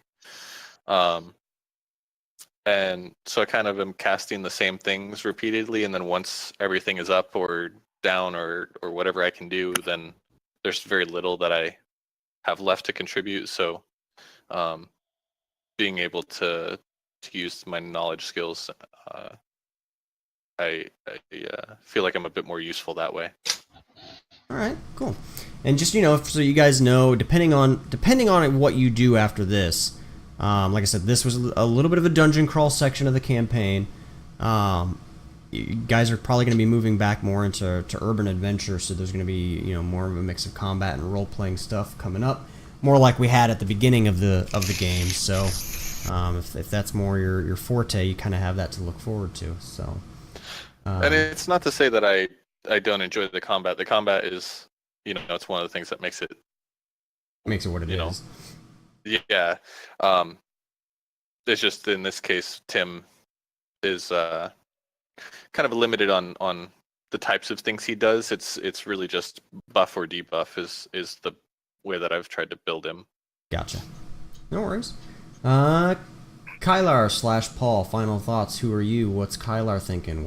What's going on? Kylar is stoked to be out of that damn cave and kill that shaman that tried to kill me.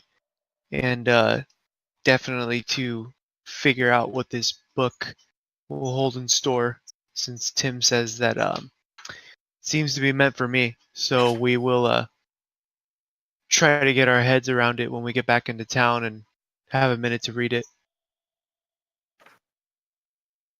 All right, cool. And then what about you personally for the evening? And if you want to give any new shout outs, I know you're working on a new project. I don't know if you want to tell people about that or. Kinda working on a cooking channel, so that'll be fun. I'll let you guys know when it's kind of up and running. But it's Uber Meal Prep. If you guys ever want some meal prep ideas, trying to have some fun with it. Going to Rose City Comic Con tomorrow. So for anybody else who may be going, say what's up. I'm going to visit the Ruby cast and probably hang out with them for a while. So that'll be a lot of fun tomorrow. We got to wake up early for that. Nice. That'll be fun. I think.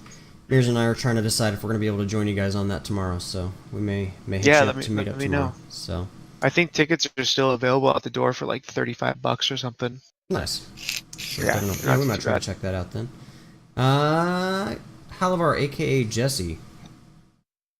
Well, I think Halavar is very pleased with himself having dispatched that shaman, knowing just how incredibly evil he was and masterminding all of this stuff. I think that he's having a bit of an intellectual crisis because he's dirt stupid. And, this whole celestial thing and the fact that our continent is maybe not everything that he always knew his entire life. I think he's having a real intellectual crisis with that. He lives and breathes the reality that he's got. It's kind of being picked up and shook upside down. And I think he may freak out a little bit when we put that crystal in that thing and something happens, and if there's more enlightenment along those lines. Definitely disappointed with the altar. Not so much that we didn't destroy it, but it's just, it's kind of like having my second chance at it, and finding out that the church either A, failed, which is what I'm hoping happened, or B, just completely blew me off like assholes.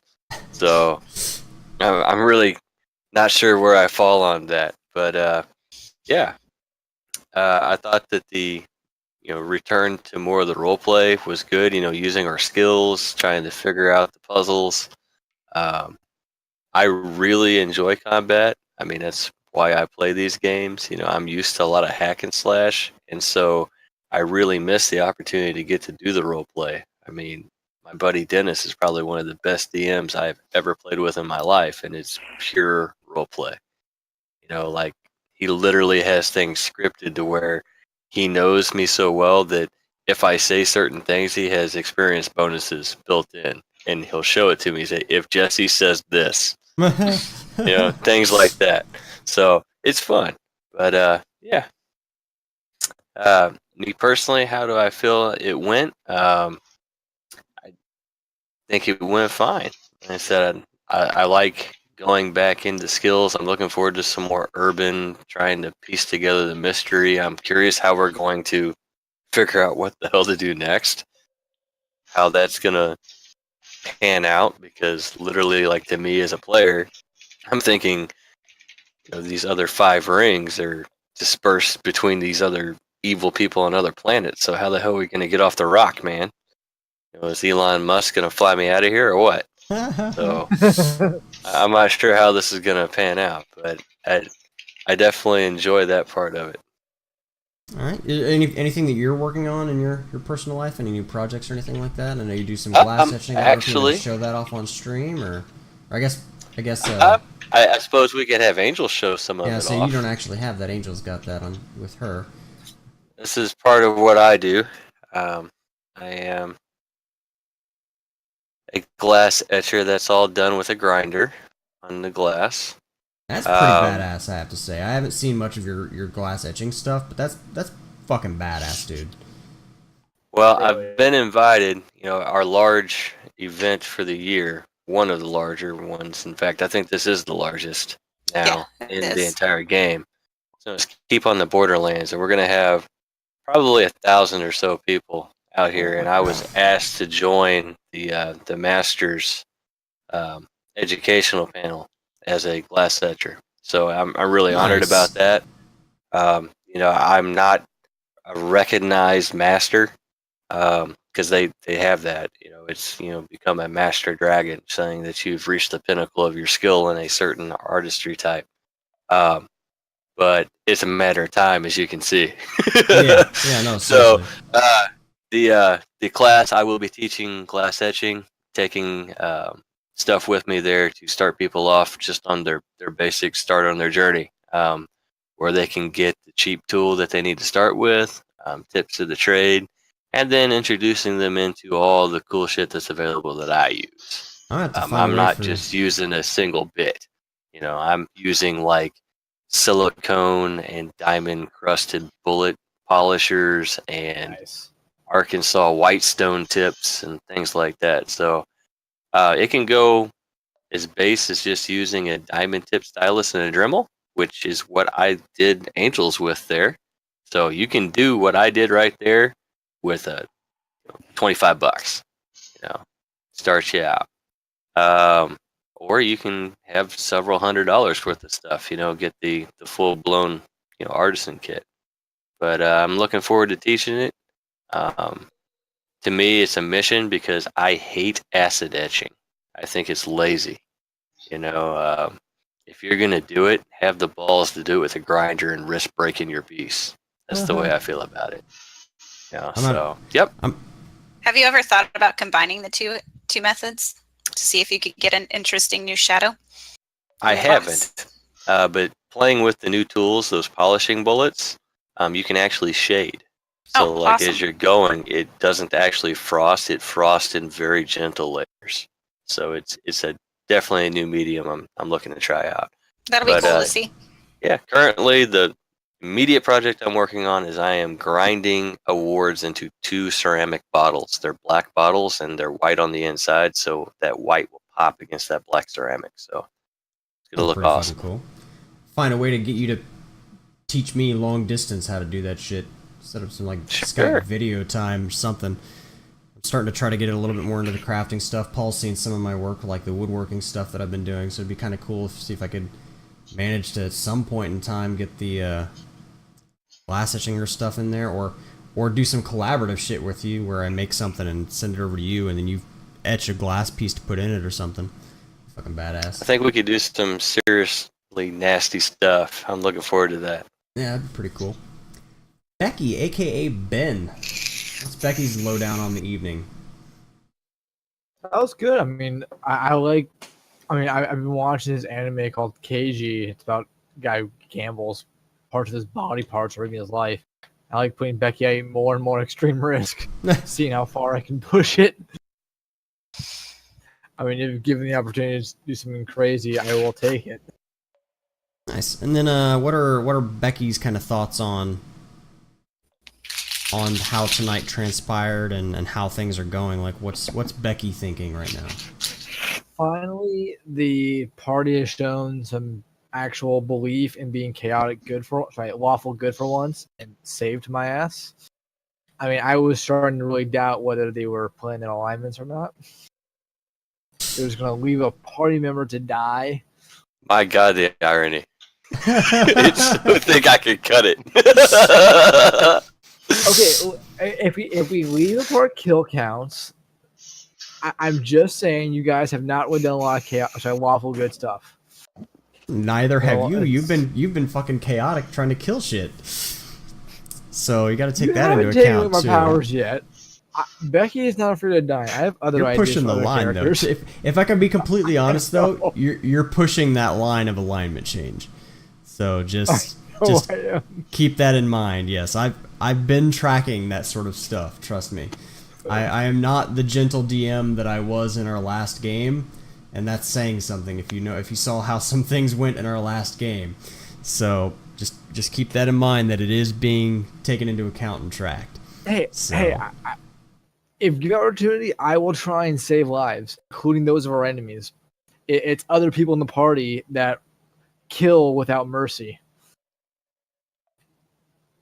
Yeah, exactly. If it's pointing to that one, then yes. Yeah. I Admittedly do not so. kill without mercy. Guilty They as were charged. all those people were probably chaotic. I'm sure I probably sent so much chaos. I was very angry after being woken up and denied an explosion. So I took things into my own hands.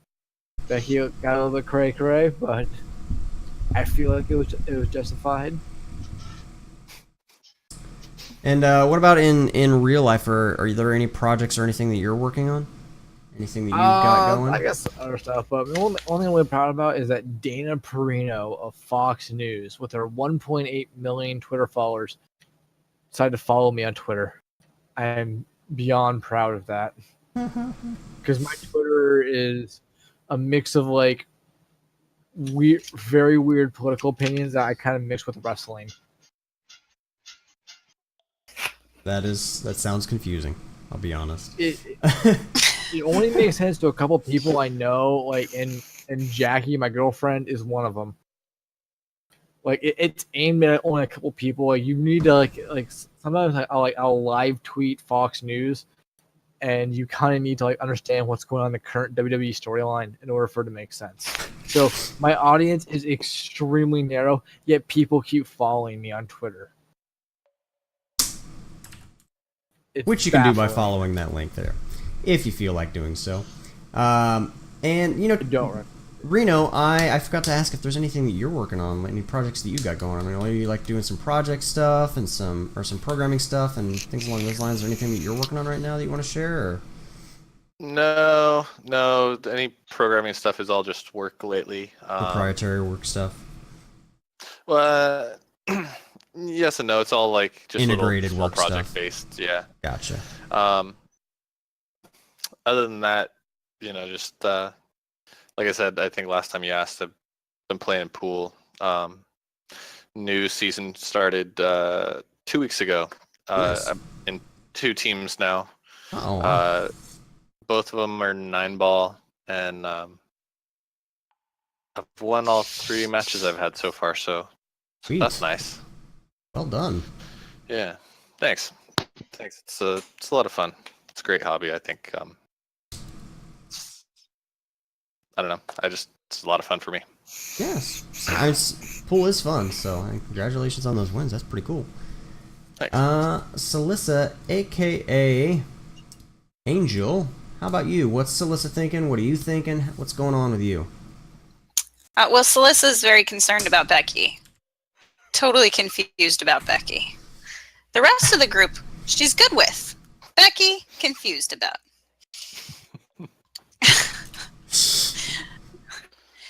But no, other than that, I mean, she's just rolling with the punches for now. She hasn't been back to home church for a while, so when she gets back there, she'll figure it out from there. Do you have any attention to the rogue? The rogue is just as bad as me, if not worse.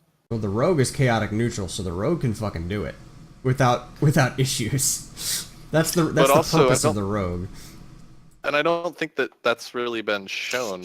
Like, he's only attacked evil characters that need it. One time he killed the the woman, the one that was being sacrificed. Yeah, which he thought he was doing ended for the up greater good of the party.